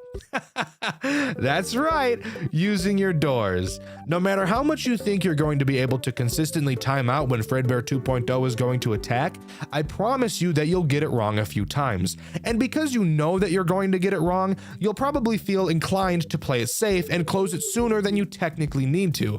And this is where he gets you. Because even if you close the door early, his timer still has to count all the way down before he attacks, leaving you with your generator heat increasing while that dickhead just stands there like a dunce for half a century. On later nights, you'll be getting attacked pretty frequently, so having this guy waste even a few seconds with your door closed can be the cause of a run to end later down the line. Alright, I can't put it off any longer. I need to talk about the most infuriating character in this entire game. Spring Bonnie 2.0. Spring Bonnie 2.0 acts much like the original, slowly creeping his way through your cameras until he can reach your office. But there's something interesting to note about him. While he's on the cameras, you can see that he's covering his face often, almost like he's playing hide and seek. And the reason for that? It's because he literally is playing hide and seek. When his robot AI was being designed, they made a hide and seek function that was meant to be used to play with the kids, but instead it's being used to play with my ass like a bongo drum. That doesn't sound too bad, Dxtr. I think you're overreacting. No. Bullshit. No, I'm not. Unlike Spring Bonnie, Spring Bitch 2.0 doesn't appear in your doorway. Instead, he'll just pile drive in. So the key is to watch the final camera he appears on. He has 3 phases in this long hallway, the final of which has him close up and personal to the camera. Once you see him there, he will run out of frame, and you need to quickly close the right door before he busts in and then busts in you. Wait! Before you type in the comments how I'm bad and that this isn't a hard mechanic at all, ooh, it's basically just Foxy, Dxtr, you little bitch boy. Shut the hell up! That's what I thought at first too. However, there's one tiny little tweak that makes him worse than a hangnail that just keeps peeling your skin back the longer you pull on it. Unlike Foxy, who, when you look at him in the hall, his animation starts playing and then you close the door and the cycle continues. Simple. Nope, not Spring Bussy 2.0. He's different. When you look at him on the cameras in his final phase, he won't immediately play his animation like Foxy does. Instead, he's kinda like Fredbear 2.0 in a way, where he has a timer for when he'll actually attack, bringing up the same issue as Fredbear 2.0, where you'll probably end up closing the door earlier than you need to and building up your generator heat. Mixing these two characters together is gruesome. Introducing them both at the same time on top of another character that demands your attention consistently, downright vile. I'd rather stick my willy in the exhaust pipe of a running motorcycle than deal with these two douchebags ever again in my life. There is one final threat I have yet to mention, but because of the strategy I used to beat this game, I actually never encountered them. That threat being the Golden Cupcake. According to the wiki, he only appears on the third night. Amazing! Fuck 3 threats introduced at the same time, why not 4? He has a chance to appear on any camera, just acting as a visual annoyance. To get him to move, just switch to another camera and he'll disappear. I'm guessing because my strategy only had me using one camera throughout the entire night, it never gave him a chance to spawn. I'm not totally sure, and again, the wiki says he's only active on night 3. Why not nights 4, 5, and 6? I don't really know. This character seems like a weird inclusion. Let me know in the comments if you know more about this little guy. Hey there, future Dxtr here, coming in to inform you with some much needed corrections for something I mentioned earlier. I made a whole big point about introducing Fredbear 2.0 and Spring Bonnie 2.0 at the same time. Apparently I'm retarded. Fredbear 2.0 isn't introduced until Thursday night. I apologize. I don't know how I got that so incredibly wrong. I probably just remembered how ass I thought that duo was together and misremembered them being introduced at the same time. I don't know. Again, I apologize. Let's get back to the goon session. The remainder of the nights are just more difficult variations of each other. No new characters are introduced. Something crazy you'll notice, however, is the incredible spike in difficulty after Wednesday. Who would have thought being bombarded by AIDS can do a real number on you? This is actually the most common criticism I've seen of this game. The difficulty curve isn't a curve, it's a steep cliff that you're at the bottom of. I recognize why people feel this way, but guys, I was able to beat it. You know, the guy that's actually probably the worst FNAF player of all time. If I did it, you can do it. I promise. Oh, something I decided to not talk about was what happens after each night. Every time you complete a night, we're put into a cutscene where Scott, which again is our character, is scanning the animatronics for paranormal activity. I'm not sure what the name of the device he's using is, but this is what he's doing. I know that because I know how to use context clues. Also because the wiki told me that's what he's doing here. Remember those phone calls I talked about at the beginning of the video? If I want to cover the lore, it's important I talk about those phone calls a bit more. I know. Ugh. Dexter's talking about the lore in a game. He's really bad at that. He's only funny when he's talking about the gameplay. I know, trust me. I'm gonna try my best though, because the story in this game is honestly really, really cool, and I want to share it with you all. I don't want to be like some other game reviewers who tell you to just play the game for yourself to learn more. You're watching reviews to get a review. If you wanted to play the game, you'd just do that. You don't need me telling you to go play it. Night 2's phone call reveals that William has gotten a divorce, and apparently some of the workers are concerned that he's drowning himself in work. Henry tells him that safety comes first. Thank you, Henry. I would have never fucking guessed. Wednesday's call, William begins to brag about his new child-friendly animatronics. These animatronics he's talking about are Fredbear 2.0 and Spring Bastard 2.0. William reveals he's been studying child psychology. Uh-oh. In this day and age, there's only one direction this could be going.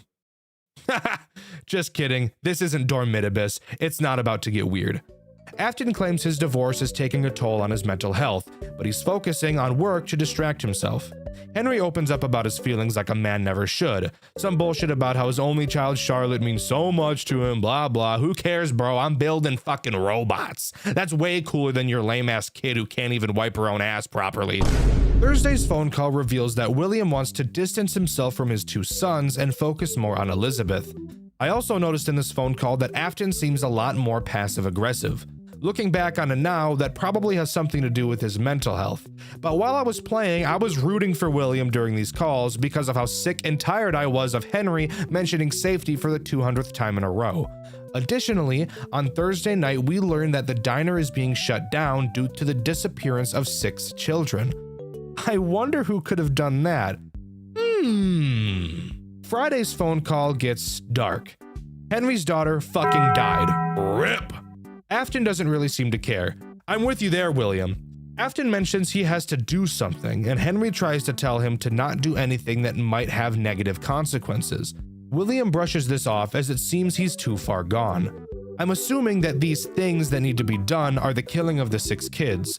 It's then around this time that William stuffs one of the kids, Cassidy McKay, into the Fredbear 2.0 suit and leaves her to rot inside Fredbear's family diner. Isn't it crazy how fucked up FNAF games are? I often forget how disturbing the actual story is when I'm making videos about these games. After the completion of Night 4, Scott scans Fredbear 2.0, and unlike the other characters scanned previously, the machine we have starts to go nuts when scanning Fredbear 2.0, likely because of the body of Cassidy inside. After the completion of Night 5, we get a monologue from William, explaining how he killed the kids and framed Henry. It has been many years since the incident that changed everything. I have done unforgivable things since then. The missing children. It was all my doing. We get the reveal of Circus Baby and hear about Elizabeth getting ganked by her. After the completion of Saturday, we get a cutscene of who I can only assume is Elizabeth, talking about needing to guide the other victims. I'm assuming Elizabeth because of how Baby guides throughout Sister Location, although I could be wrong on who this is. Finally, if you complete this game's max mode, you get one final cutscene, displaying William dying in the Spring Bonnie 2.0 suit, which is in 2D rather than 3D like the rest of the game for some unknown reason. And with that, that's all the Return to Bloody Nights has to offer as far as I'm aware. Overall, I really liked this game, but I can understand why a lot of people don't. Sure, it looks really pretty and the story is amazing, having us play as the phone guy from FNAF 1 and 2, but I think this game focuses too much on story and not enough on gameplay. Sure, the Game Jolt page does say it's primarily about the story, but I can still understand why people dislike the gameplay loop for being too repetitive and difficult, even though that's how most FNAF games end up panning out. I'm pretty sure the community liked Post Shift 2 more, which that game is just brutally difficult and confusing for the sake of being brutally difficult and confusing. So I guess that tells you where the community really is, where some appreciate Post Shift 2 over this game in terms of gameplay, which is wild, I will add. Being overwhelmed, not necessarily something as we people look for in life. There are a lot of things people like to do that don't really make sense to me. Some people like to go cliff jumping or skydiving, something to give them an adrenaline rush, and while I myself would never do it, I can at least understand how that could be appealing. You want to know something nobody ever wants though? To be overwhelmed. This is the reason why a lot of max mode challenges can turn a lot of people off, and the same reason why I have no interest in trying out Hopeless Pursuit. For the love of God, please stop emailing me about Hopeless Pursuit, I'm not doing it. However, recently I found a FNAF game that is one of the most unique FNAF experiences I've ever played, except there was something very interesting about it. It has to be one of the most overwhelming Five Nights at Freddy's games I've ever played. This is probably going to be a long one, so sit back, relax, and let's talk about Next Week at Freddy's. Next Week at Freddy's takes FNAF 1 and completely reworks everything about it, adding several brand new mechanics to make your heart sink into your ass. And nothing explains this feeling better than when you load into the office and turn around for the first time. Oh, whoa. Whoa, oh. Oh. Oh. Oh. Fuck. This is the control panel, your main mode of defense throughout this game. If this looks like a lot, that's because it is. Here's a fun fact. I actually went to play this game around 4 months ago, but after seeing this monstrosity behind me, I actually ended my recording and chose a different game to play because of how ridiculous it looked. This control panel is intimidating. There are so many switches, levers, and panels on this thing. I wouldn't blame you if you decided just from glancing at this that this game wasn't for you. To really understand just how much shit goes on in this game and how much you'll have to learn, this game actually gives you a tutorial night where you can mess around with everything in the building for as long as you want, because just throwing you into the game would 100% be too overwhelming. Next week at Freddy's doesn't have any phone calls, nobody to help you and to explain to you what to do. Except there kind of is. This is Comcat. Get used to seeing him a lot. His first major role is in the tutorial night, where he will teach you how to use the computers and teach you the mechanics of each important camera in the game, which, by the way, there is a fuck ton of them. So strap in and get ready because it's about to get insane. I'll explain the important mechanics as they become relevant, so let's start with how Comcat works, because yes, of course, he himself acts as a threat. While Comcat himself can't kill you, he can be the most annoying character on the face of the earth when he wants to be. You can click on his icon on your taskbar to make him appear. There are a few phrases he will say when you do this, and occasionally a phrase will prompt you to respond to it. While you're talking with Comcat, you won't be able to interact with anything else on the computer. This includes your cameras, but to be honest, everything else on the computer isn't useful from a gameplay standpoint. If you don't periodically check on Comcat this way, he will take speaking with you into his own hands and appear on the screen whenever he wants. He's pretty much just Bonzi Buddy, except he doesn't steal your private data. When Comcat chooses to appear on his own, the conversation you'll have with him will be much longer than if you initiated the conversation yourself. And since you can't control anything until Comcat leaves, it's in your best interest to occasionally check up on him. Two characters become active on night 1, Bonnie and Chica. But before we talk about their mechanics, I want to take a moment to really appreciate how amazing this game looks. Every little detail looks incredible, especially the animatronics. If you look very closely, you'll be able to see the fuzz from the fabric on the robots. It's honestly some of the coolest stuff I've ever seen. So much attention to detail, it's incredible. But now we can talk about how Bonnie and Chica work. And trust me, these guys do way more than what they do in the official games.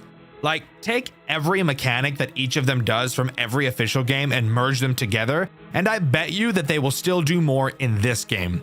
I told you it was overwhelming, so let's get into it. Let's start with Bonnie, since he's usually the baseline, basic FNAF character. The character that should be simple to understand and should pave the way for more interesting mechanics to form off of it in later animatronics. How much could he possibly do? Well, a fuck ton. Like, a shitload. Bonnie's a whole fucking FNAF game by himself, I can't even lie. Bonnie starts on stage. You might be wondering why I'm not just saying what I usually say. Oh, he walks around the building and eventually makes his way to your office. Well, because he's not that simple this time around.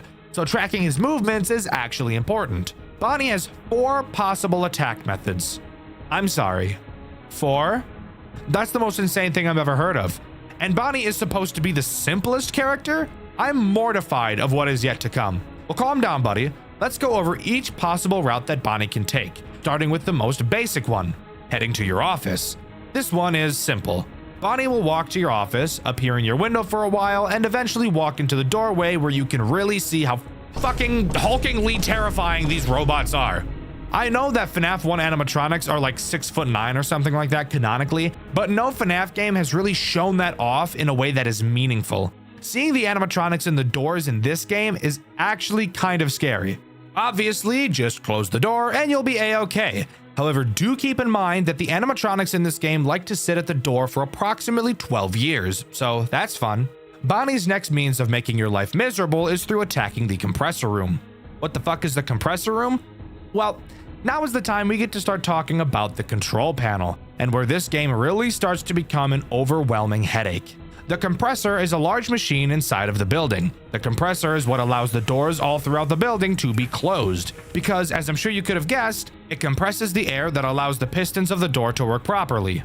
I think. I don't know, I'm not an engineer. If any engineers are watching, explain how wrong I am about compression and pistons or whatever the fuck in the comments. Thanks. Bonnie will try to enter this compressor room through the hallway camera right before your office. You will have to use the control panel behind you to remotely close off the door to the compressor room before Bonnie gets the chance to enter. However, it's moments like these where I need to bring up an issue I was never able to figure out myself. Since this game is made in a 3D environment, unlike the Click Team FNAF games, it gives a lot more room for the characters to move around. So it's very common that you'll be able to see characters in multiple places on the same camera. When it comes to doors like the compressor room, telling exactly where the animatronic's next move is going to be is borderline impossible. Sometimes it's obvious and the character will be standing right next to the door facing it. However, sometimes they'll be miles upon miles away from the fucking door, yet still have their next movement opportunity be into said door. You're not near the door, you're fine. Oh, Chica, you dick.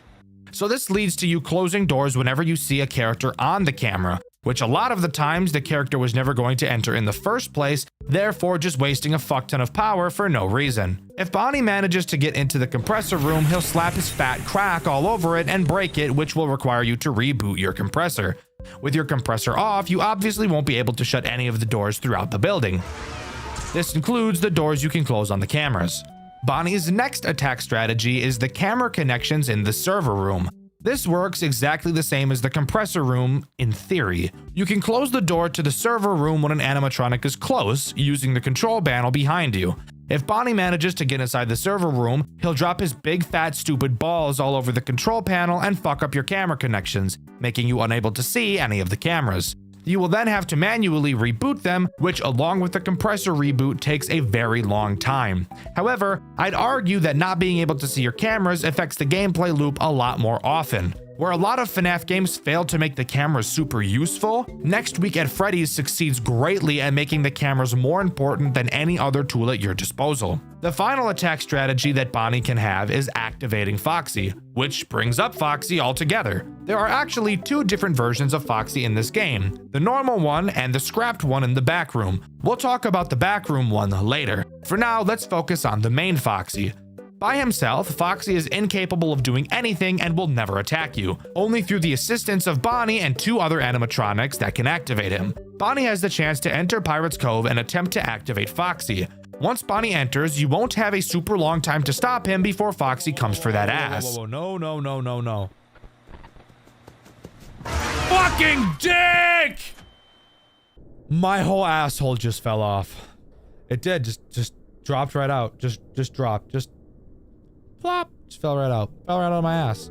Using the special flashlight on the Pirate's Cove camera, you can scare away any unwanted animatronics. However, using this light does temporarily cause higher power usage from everything that uses power. For what reason? I have no fucking idea. I guess God just hates me. If you don't scare Bonnie away fast enough, Foxy will activate and run to your door. If you don't close it fast enough, he'll place his hook into your rectum, and I'm sure you can imagine how unpleasant that would be. If you do close the door on time, just like FNAF 1, he'll take away some of your power. Except unlike FNAF 1, the max he can take isn't 6, instead being like fucking 15% power just disappears out of existence. So really make sure you're watching that Pirate's Cove camera. Whew, there. A couple of pages into the script, and I'm finally done talking about the very first character in this game. Isn't that awesome? Now it's time to talk about Chica. Chica also has 4 different ways to attack you. Isn't that just fucking awesome? Luckily for us, 3 of the mechanics are identical to Bonnie. Obviously, Chica can attack your right door. She can also try to fuck up your cameras using the server room, and she's one of the other characters that will attempt to activate Foxy. However, I have noticed that it seems like Bonnie will attempt to a lot more frequently. However, that may also just be because Bonnie's AI value is typically always higher than Chica's is. The new mechanic that Chica adds is pretty similar to Bonnie's compressor attack, except Chica will attempt to attack your power grid. When you see her near the power grid door, you can obviously close it using the control panel behind you. If she manages to get into the power grid room, she will literally just shut off the power to the entire building, and you'll have to reboot it, which takes quite a long time. The power being turned off is undoubtedly the most dreadful situation you can be in. Not only does it require you to wait a billion years for your power to turn back on, but the power being turned off also turns off the compressor, meaning that after you wait forever for the power to turn back on, you then have to wait forever again for the compressor to turn back on. And on top of that, at the start of each night, you have to boot up the cameras, which takes time in and of itself. So of course, when the power is cut, you'll have to reboot the computer as well. Oh yeah, and don't forget to be checking on Comcat frequently or he'll waste even more of your time. Geez, Dxtr, this sounds pretty complicated, and we haven't even introduced everyone yet? Exactly. We still have a lot more to talk about. But if you want to feel a little bit better, the lower the character's AI, the less likely they are to make the most effective choices, meaning that on night 1, most of the movement will be Bonnie and Chica trying to disable your cameras.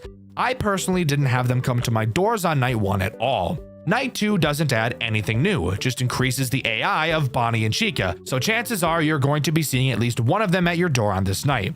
However, I will be taking this time to talk about what I feel is this game's biggest flaw: time. The nights in this game are long as fuck. I'm talking super fucking long. However long you think they are, they're longer. Most typical FNAF games now will have a real life second equal 1 in-game minute, meaning that most nights in FNAF games are 6 minutes long. I feel this is a good length for a night, just dividing the in-world night time in minutes by 10. However, Next Week at Freddy's thought it'd be really funny and a little bit quirky to make each in-game minute 2 seconds in real life, meaning that each night in Next Week at Freddy's is a whopping 12 fucking minutes long. Are we serious? I guess I get it. The animatronics move pretty slowly to give you time to properly search for them on the cameras. But 12 minutes? I think I'd rather swallow a grenade and die, thank you. Like, I still beat the whole game, but god damn, losing when you're 11 minutes into a night will really make you question how violent of a person you actually are. Now, something interesting happens after beating night 2. We get thrown into what this game calls nightmare segments. Think of them like this game's version of a post-night minigame, except this time there's actually way more to do and it isn't mind-numbingly boring. Well, okay, the first one is. During this nightmare segment, we wake up in the back room of the restaurant. Is this actually happening or is this a nightmare? I'm not 100% sure, but I'm leaning more towards it being a nightmare just because of the name of the segment. We wake up on the floor and notice that the door is closed and we're stuck inside. We say that someone will surely come to find us, and without even standing up, the nightmare ends. Again, I told you the first one was boring, but they will only get more and more interesting from here, trust me. Moving on to night 3, once again, nothing new is added. The AI of Bonnie and Chica are just increased.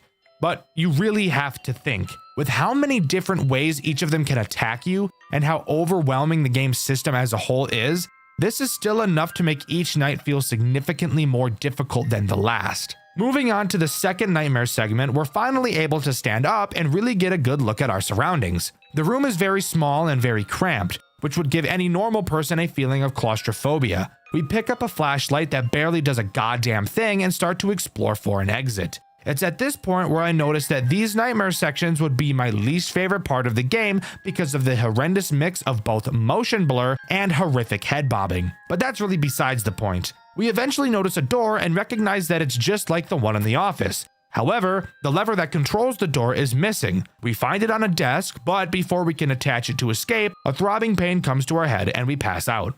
Night 4 is where we get to talk about the new and final threat this game has to offer. But don't let that fool you, because this threat is a big one. A big stinker. A poopy head for all of you elementary schoolers out there who really shouldn't be watching my channel.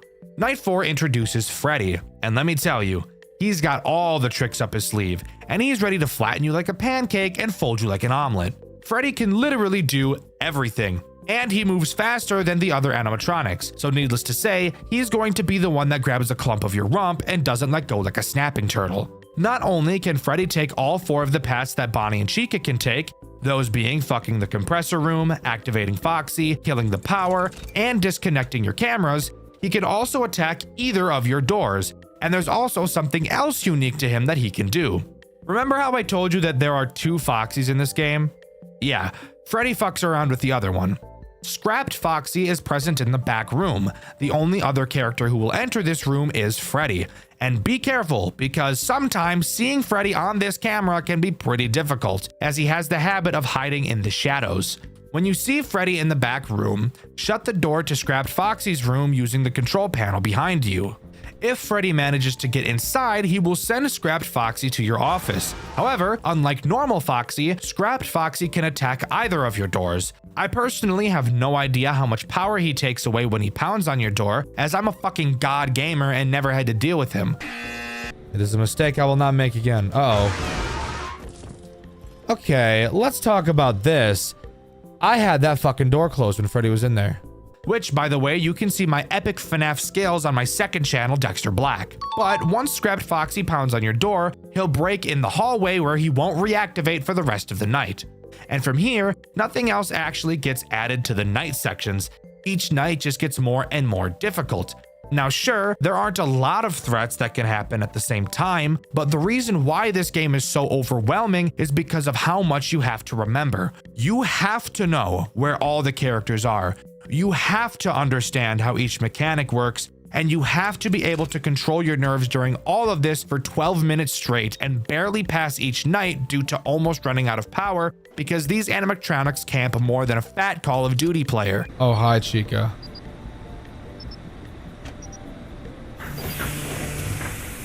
My luck is gargantuan right now. Moving on to the third nightmare segment, this game really shows how much of a dickhead it can really be. We wake back up and are finally able to put the lever on the door, only to find out that the door isn't even getting power, which doesn't make sense because we know from the night sections that if there's no power, the door opens, but what the fuck ever, I'm pretty sure this is literally just a nightmare. Turning around, we notice that the once cramped room is now larger, as a wall that was previously present has disappeared, now leading into a large storage area. With our worthless flashlight in hand, we venture into the dark room, following a wire on the ceiling that will hopefully lead to something to turn the power on. After some wandering, we find a breaker box, but it's locked and we're unable to get into it. We figure a key must be around the maze of a storage area somewhere, so we set out to find it. Guys, I hated this section so fucking much. I mentioned earlier I have motion sickness, and this gameplay is some of the most nauseating shit I've ever seen in my life. During my playthrough, which you can watch over on my second channel, Dxtr Black, I spent a pretty decent amount of time looking for this key, and I couldn't find it. With my head pounding and really just wanting to wrap up the video, I looked up a walkthrough just to see where it was. I went to the location where the guy in the walkthrough found it, shout out to Indie Fuel by the way, only to find that the key wasn't there. The key spawns in a random location, so you can't look up where it is. I now had to spend who the fuck knows how long wandering around with the feeling that my head was about to implode looking for a key the size of your ball sack. However, eventually I did find it and I used it to unlock the breaker, only to find out that all we unlocked was another fucking lock. God damn it! Are you serious? This is not a thing that has ever existed. Now we have to find a 4-digit code in this fucking hellhole. This is by far the worst nightmare segment in the entire game. It is ruthless. At first I thought, oh, let's just try the classics. You know, 1987, 1983, but nothing worked. So I assumed that I had to go find the numbers somewhere. I checked the walkthrough, and of course, the code is randomized. Amazing. After once again, who fucking knows how long, I wander back to the breaker, only for the game to then tell me that I should listen for clicks on the correct numbers. Are you fucking me right now? Why did you not tell me that when I was guessing codes before? Why did you wait so fucking long to come up with that? This game hates me. This game is pulling my hair and just plowing the shit out of me like I'm a dirty little slut. But whatever. We input the code and flip the breaker switch, and as we're walking back to the door to try and open it, we once again pass out. I guess that's what happened when you're just fucked for hours upon hours at a time. You get so tired you just pass out. Fantastic. As I've said, Night 5 doesn't add anything new, so we can just jump right back into the hellhole that is these nightmare segments, where the same 15-second ambience loops forever right in my fucking ear when I already have a goddamn headache. Once again, we wake up and walk back to the door to see if we can open it. We flip the switch, and for fuck's sake, something's wrong with the compressor, so we have to go try and find something else. Now, I'm not sure if this next part was just a me thing, so for anyone else who has played this game, let me know if this next part happened to you. We're told literally nothing of importance. The only thing our character states is something along the lines of, "What am I going to do now?" And that's all we're left with. So my first thought is something along the lines of, oh, I just need to look for another who the fuck knows what. So I did just that. I wandered around the storage area looking for something I hadn't seen before. Who can even say how long I was wandering around before I eventually found what I was supposed to find?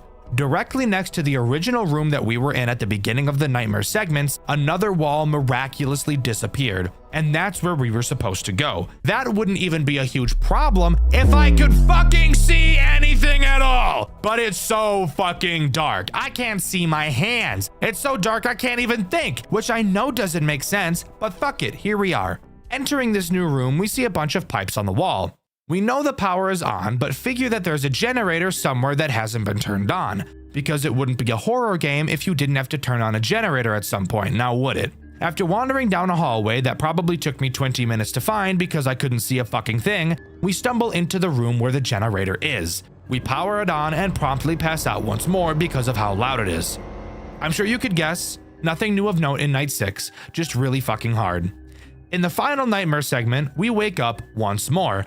We walk back to the pipes only to find that a bunch of gas, or air, whatever the fuck, is leaking out of them. So we have to find something to close the valves, which means I get to play another game of walk around aimlessly with a headache looking for a randomly generated tiny object when I can't see a fucking thing. After a long time searching, we find a valve.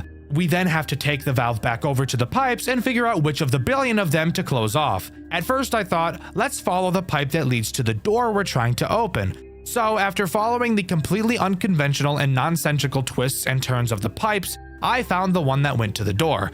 Placing the valve in that pipe, I tightened it and it caused the valve to shoot out at Mach 1000 and land who the fuck knows where. So you know what we get to do now?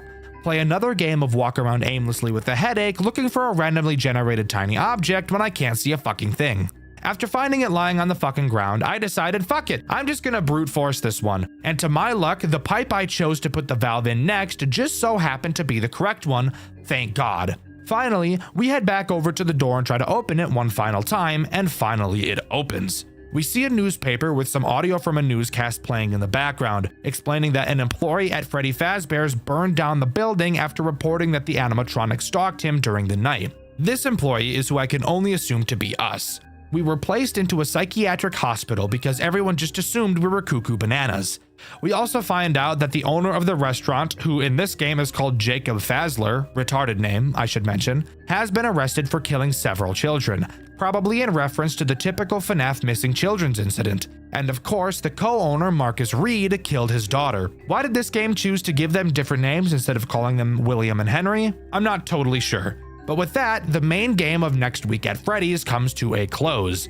But this game's lore goes a lot deeper than what we've seen. I mean, seriously, the backstory of this game takes up an overwhelming majority of this game's own Wikipedia page. Throughout this game, you're able to look through the files on the computer while also doing things like checking the cameras. It's through these files where you can learn the most overwhelming bullshit you've ever been up against in your entire life.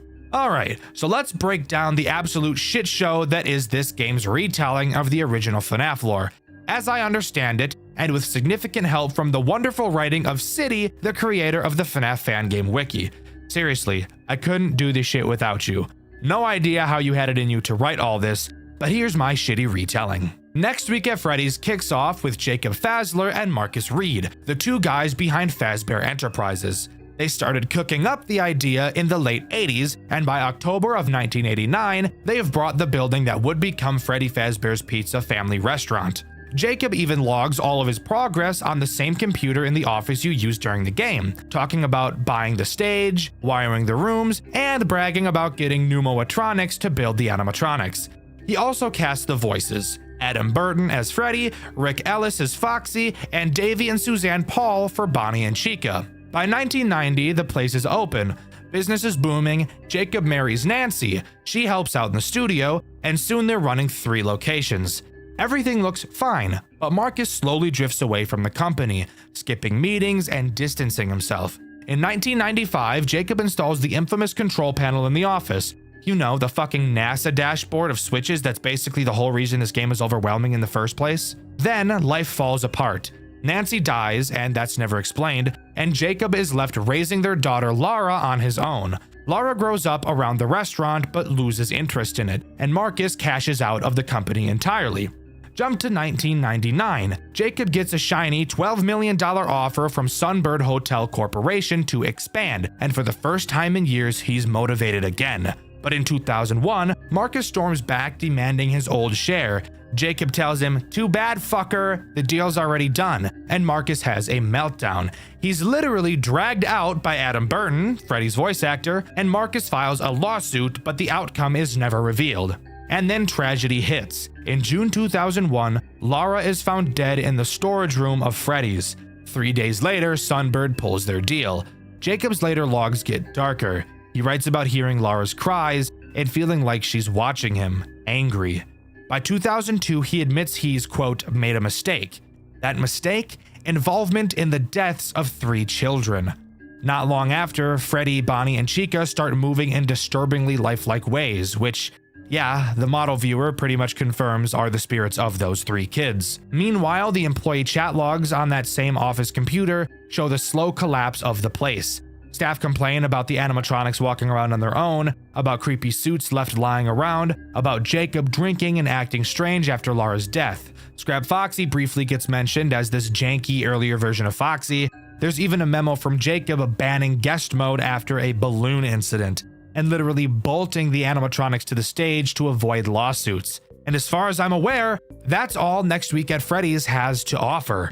Overall, I think it's one of the most creative FNAF games ever designed from a gameplay standpoint. The game looks gorgeous, it functions really well, and it found a way to make literally every single mechanic useful, which is something a lot of FNAF games just don't seem to be able to do. I would highly recommend you play this game and give it a try. You will not regret it. Juniors is the most unique FNAF fan game I've ever played.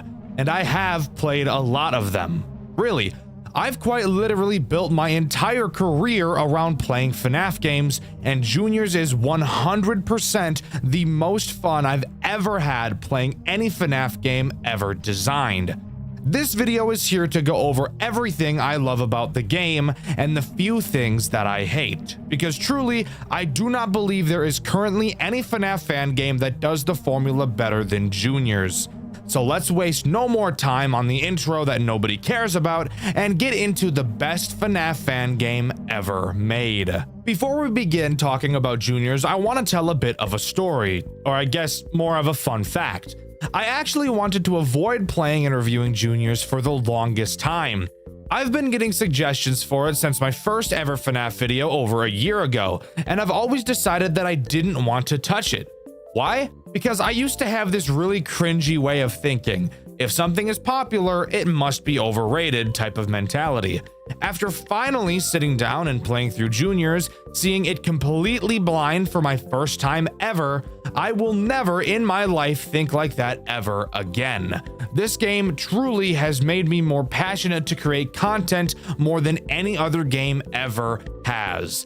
Set your expectations as high as you want, and I guarantee Juniors will still blow them out of the water. We play as an unnamed paranormal investigator. We're assigned with exploring the supernatural presence of the restaurant Juniors. As I'm sure you may have guessed, yes, this is the same Juniors that can be seen in the Midnight Motorist minigame from Pizzeria Simulator. We wake up in a place called the Barrens, which seems to be a limbo between life and death. Looking up, we can see what I assume to be our own brain, and we soon meet a character named Paul Bear. Throughout this game, we don't learn much about Paul Bear, but he is the only friend we have throughout the game. Paul Bear explains that there is an evil presence inside of the Juniors establishment, only ever referring to it as the Ghost.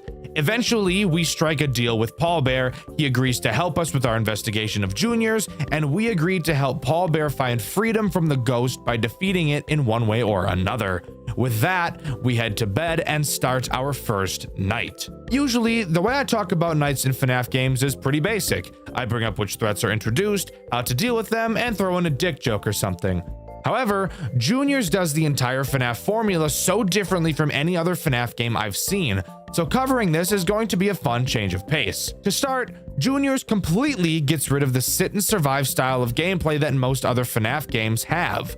The game still has the classic 6 nights, however, each night isn't completed once you've made it to an arbitrary time limit. Instead, similar to a game like Pizzeria Simulator, progression is based on finishing tasks. Except the key difference between the tasks in Pizzeria Simulator and the tasks in Juniors is that one of those games has super fun tasks that I look forward to doing, and the other game is fucking Pizzeria Simulator. But what exactly are the tasks in Juniors? I'm so glad you asked, because these tasks are the sole reason why this game is so amazing.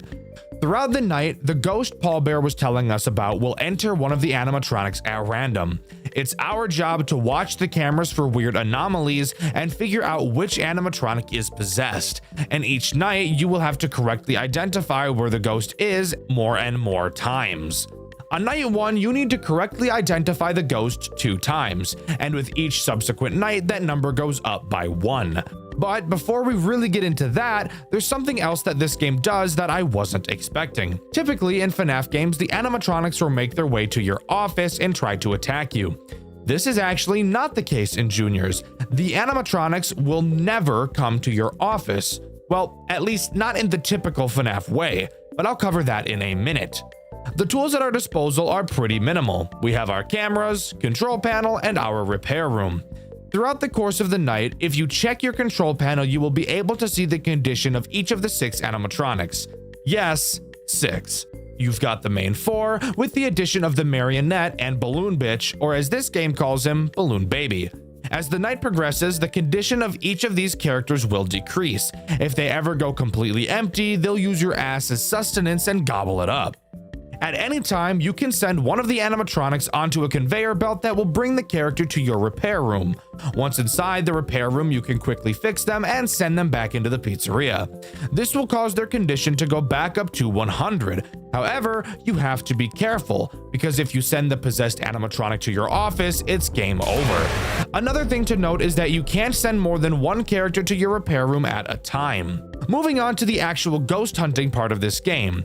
As mentioned previously, there are 6 characters that the ghost can possess. Both at the start of the night and directly after identifying the possessed character, you will get a grace period where no animatronic is possessed. You should use that time to send the lowest conditioned animatronic to your office to be repaired. There are multiple different cues to tell you who the possessed animatronic is. It seems like throughout the nights, new clues are introduced. However, I cannot find a distinct list of what clues get introduced each night, so I'm going to be guessing based on my experience. If you know that I'm wrong, let me know in the comments below. There are 2 clues that are introduced on night 1. The first one is pretty easy: camera flickering. When an animatronic is possessed, they have a chance to cause the camera that they are currently on to start flickering. The cameras by default flicker their lights, so this is pretty subtle, but if you look closely at an actual flickering camera, you'll be able to tell that the ghost is on it, because between the flickering, the cameras will have a brief period where they go black. That sounds pretty easy, I hear you saying, and while yes, it is, this is another part of the game that I think is super cool. There aren't an insane amount of cameras to look through, and it's very common that multiple characters will be visible on a camera at the same time. So this brings up the possible problem. If the cameras are flickering on a camera, but multiple characters are present, how do we figure out which of the animatronics is actually the possessed one? This right here, this conflict that you have to figure out, is the main reason why I love this game so much. It's such a simple problem, but the way you go about solving it can be different depending on your playstyle. This is honestly the coolest mechanic I've ever seen out of any FNAF game, and I don't think it's ever going to be beat. So, what was my strategy? Let's start with the hypothetical that we'll use throughout this video. Let's say we're looking at a camera that has Freddy, Bonnie, Chica, and Foxy present on it. The camera is flickering, so we know that either Freddy, Bonnie, Chica, or Foxy are the possessed animatronic. The first thing I would do is either send Balloon Bitch or the marionette to the conveyor belt, since I know full well it can't be one of them. So I'd just pick whoever has lower condition. Then I would constantly keep my eye on all 4 animatronics on that camera until 1 or more of them left. Once they left, let's say for example Freddy and Chica leave, I would stay on the camera to see if the flickering persisted. If it did, then I'd know it can't be Freddy or Chica. Let's say Foxy left next and Bonnie stayed on the camera. If the lights stopped flickering, then I'd know for a fact it has to be Foxy. And if I really wanted to double check, I could find the camera where Foxy left to and see that the lights are still flickering. But as I've said, that is only 2 of the clues that are introduced on this night. What's the other? Handprints. I should mention that once the ghost possesses a character, only 1 of the clues will become present in that character until it is found. And from what I can tell, they never switch which clue they have until the ghost is found. Handprints are pretty simple. When a possessed character leaves a camera, they will leave a handprint behind on the lens of the camera. So let's go back to our hypothetical again. Freddy, Bonnie, Chica, and Foxy are all on one camera. Freddy and Chica leave, and after doing so, we spot a handprint on the lens. That means we now know that the ghost has to be in either Freddy or Chica. So we can send either Foxy, Bonnie, the marionette, or balloon bitch to the conveyor belt, and all that's left is to watch Freddy or Chica. Whoever we choose, we wait for them to leave a camera. If Chica leaves and a handprint isn't seen, that means the possessed character has to be Freddy. And with that, night 1 is in the bag. After the night, we head back to the Barrens and talk to Paul Bear again. He explains that he himself chooses to stay in the Barrens because the ghost won't go there. Pussy-ass ghost Paul Bear is afraid of another ghost. Don't question it. It's kind of like those people who are afraid of other people. What do we call those things? Oh, yeah, moderators. Anyways, night 2 time. Night 2 doesn't appear to add any new clues. However, I will take this time to talk about how Paul Bear can aid in our investigations throughout the night. If at any point you're confused on who the ghost may be hiding in, once per night you can go to the control panel and actually ask Paul Bear who he thinks it is. He'll be able to narrow it down to 2 characters. Do you need this to beat the nights? No. But I do think it's kind of neat that it's available if you're struggling. I only ever used it once throughout my playthrough on accident because I didn't know that clicking on this would actually cause him to give me a hint. Also, if you want to watch my full playthrough, you can do so on my second channel, Dxtr Black. It's also on this night where I want to bring up the marionette and balloon bitch. Since you can never actually see either of them on the cameras, you may be wondering how you're supposed to be able to tell if they are possessed. I'll talk about the marionette later, so for now I'll talk about balloon bitch. His mechanic is actually incredibly simple, and I honestly think it's one of the weakest mechanics in the entire game. All you have to do to check if Balloon Bitch is possessed is look at your control panel. If his condition number is freaking the fuck out, he's possessed. If it's not, he's not. That's it. Again, I don't really think that this has a good reason for existing. Maybe the dev just wanted a 6th character so that there would be 3 on each side on the control panel, but I feel like it would have been much more interesting if you just allowed Balloon Bitch to be seen on the camera like the main 4. He could have been made to be a more challenging character. Since he's smaller than everyone else, having him hide in the cameras and be immune to the motion sensor could have been a super interesting challenge. But let me know what you guys think about Balloon Bitch in the comments. After completing night 2, we find a VHS tape. Watching it shows a claymation of Freddy carrying an animatronic limb up to a door. The door has a note on it that says, "Beware the mangle." Looking up, Freddy appears to see said mangle looming down on him, and the cutscene comes to a close. Heading back to the Barrens, we ask Paul Bear about what we saw on the tape. He says he believes that the ghost is trying to build itself a body in the form of the mangle, and that it's possessing the other characters to bring the parts to it. Appearing that we're now on a timer, we know that we have to do something, so we head to sleep and move on to night 3. Night 3 introduces one new clue that the characters can use: camera movement. This one is pretty simple. However, I should start by explaining how the cameras work a little bit more. Typically in FNAF games, the camera will slowly pan back and forth as you look at them. In Juniors, you have to manually move the cameras to see the full picture using WASD. The camera movement clue does exactly what you'd think. If you're moving the cameras, the ghost can cause it to jerk in a direction you're not moving it in. My camera got fucked a little bit, the weird control. I don't know if that was me fucking around or if that was the heathen. Whoa. My camera just fucking zipped. Using that, you can follow the exact same method as the flickering clue. However, the camera will not jerk if you aren't moving the cameras, so you'll need to get into the habit of doing that often. Although that really shouldn't be a problem since, again, you can't see the whole camera unless you move it. This is also the night where I want to talk about the marionette and how she works. Just like Balloon Bitch, you can't see the marionette on the cameras. However, you can hear her. You can tell which camera she is on by listening for the music box.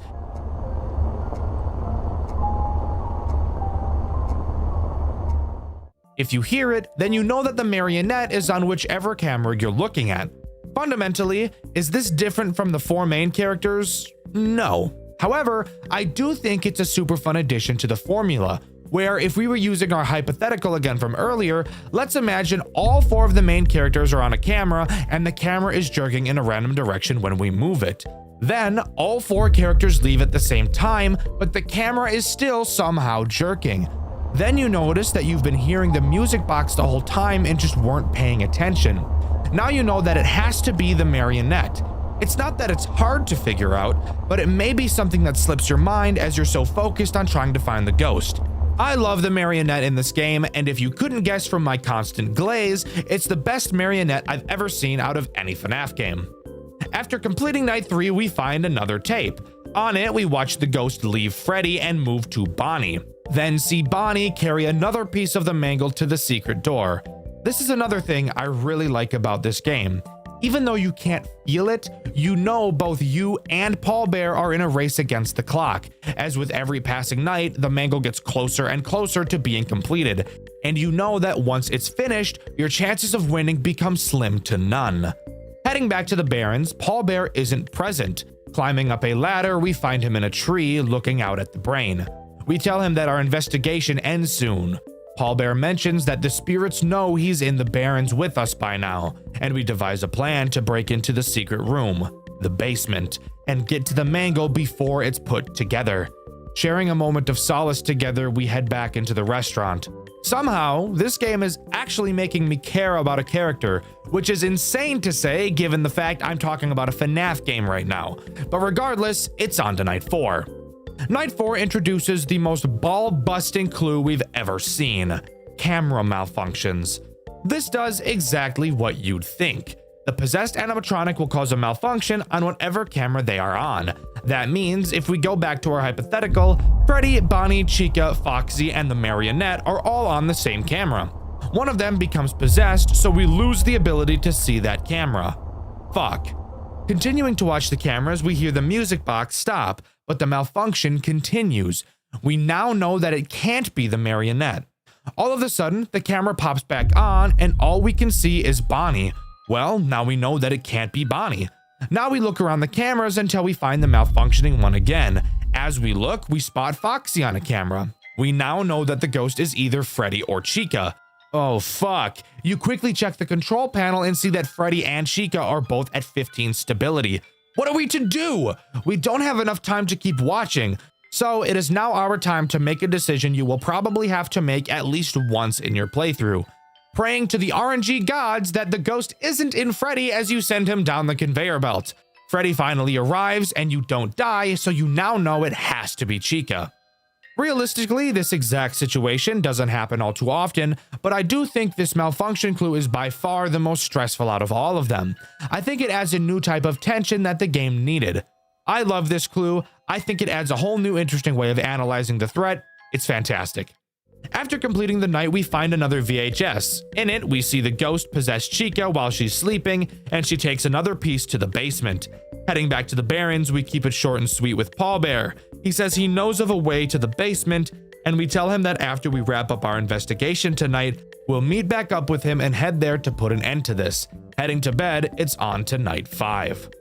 Night 5 adds no new clues, only being a more difficult version of night 4, and by more difficult, I mean we have to find the ghost 7 times instead of 6.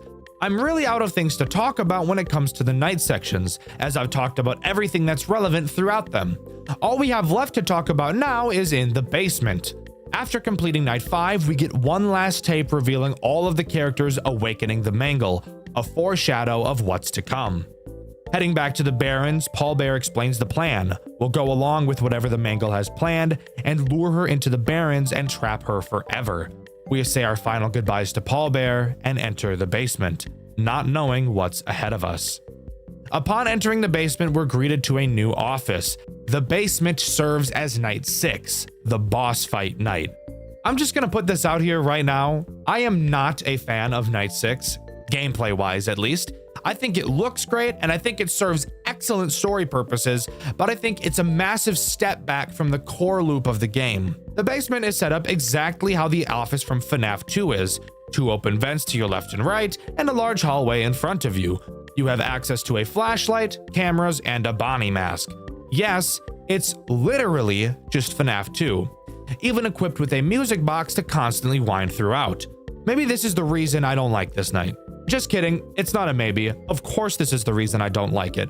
I'm not a huge FNAF 2 fan personally, so seeing it in a FNAF game that I really like puts a bad taste in my mouth. However, I'm not going to let that discourage me. How does this night play, and are there any redeeming qualities? Throughout the night, all you have to do is wind the music box and put on your mask whenever the animatronic enters your office. If you ever see Foxy in the hallway, flash your light at him. Guys, it's literally just FNAF 2. I really don't have to explain this to you. The characters even look different on this night, and in the extras menu, this version of them is called Withered. It's FNAF 2. That's it. That is until the halfway mark. What the fuck? Beware the mangle. What the fuck? Conveyor belt. Yo! Yo! What the fuck? Yo, the time's all fucked. What the fuck is that thing? Oh, nah. Halfway through the night, your control panel will be forced up. You'll be able to see the conveyor belt and watch as each character makes its way through. Several sticky notes ridiculing you. Every single animatronic sacrifices its body to the mangle, and it's finally time for the final fight. The mangle enters the building, and now is the perfect time to talk about how fucking disgusting these character models look, especially Mangle. The level of detail in these characters is insane.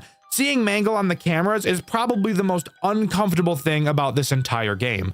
She's so gross, and it's super cool. But I do have to ask the question, why the fuck do they look like this? Is our main character going insane and imagining that they look like monsters more than they do?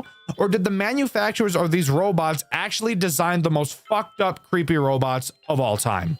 Anyways, once the mangle spawns, the way this night is played changes. Now, for some unknown reason, Mangle has an owl attached to her. Does that make sense? I'm sure there's a reason for it, but I can't for the fuck of me figure out what that might be. Occasionally, this owl head will appear in either of your two vents. When it does, all you have to do is put the mask on until it leaves. Mangle herself has a chance to appear in the hallway. As far as I can tell, she has no sound cues, so you have to constantly check for her yourself. When she's there, hold the flashlight on her until she leaves. Finally, we have the most soul-sucking, nutsack-tearing, butthole-puckering mechanic in the entire goddamn game. The Ghost. The Ghost can appear on any camera. You'll be able to tell because you can see her hand. When you see the ghost, all you have to do is hold the light on the camera until it disappears. You might be asking yourself, why the fuck is that a problem? That sounds even easier than the owl. Hell, I almost guarantee you will never be able to see the cameras in your entire fucking life. Why? Well, as I'm sure you're aware if you've ever played a FNAF game before, when a character moves from one camera to another, it's very common for the camera to go black for a moment. This is done so that you don't see the characters teleporting out of sight. However, the Mangle moves so goddamn cocksucking fast through the cameras that they will be black for about, I don't know, 90% of the fucking night. Meaning that, very rarely will you be able to check if the ghost is on a camera. Could we stop? Could we stop? Literally, what the fuck am I supposed to do? She's moving around the camera so fast, I can't even fucking look to hold the light on her. I feel like this is unintentionally difficult, but it's actually so bullshit, it's not even close to fun. This is the main reason why I dislike Night 6 as much as I do. Dying because I couldn't find the ghost because I can't see the fucking cameras for more than 0.3 seconds every 14 decades is not fun. It ruins the pacing of the game and destroys all immersion I had in the situation. But if you can manage to not get fingered by the ghost, you'll survive to 6 AM and lure the ghost into the Barrens.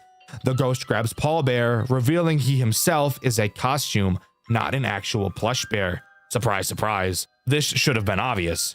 The ghost tells Paul Bear she's going to kill us, but we quickly run up behind her while she's distracted and fucking gank her ass.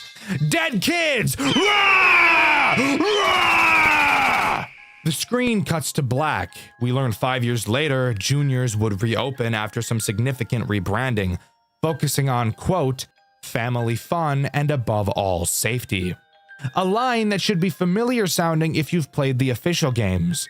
Finally, a character named Jeremy is asked when they're free to start the job. Let's pause. This twist is pretty damn cool. We saw an exact replica of the FNAF 2 office on night 6, and now we learn that Jeremy Fitzgerald is being hired. Of course, knowing the official lore, Jeremy was the night guard in Five Nights at Freddy's 2, and the family fun and above all safety is something the phone guy says in FNAF 2 as well, which would lead me to believe that the rebranding of Junior's was to Freddy Fazbear's Pizza in the form of the pizzeria we see in Five Nights at Freddy's 2, using the toy animatronics and the layout we find in the basement. But with that final awesome twist, Junior's comes to a close. Overall, I think Junior's is unironically the best Five Nights at Freddy's game I've ever played, even beating out the official games. Sure, I'm not the biggest fan of the final boss night, but the rest of the game easily makes up for that shortcoming. Junior's is 100% at the top of my fan game tier list, and I highly doubt it will be losing that position anytime soon.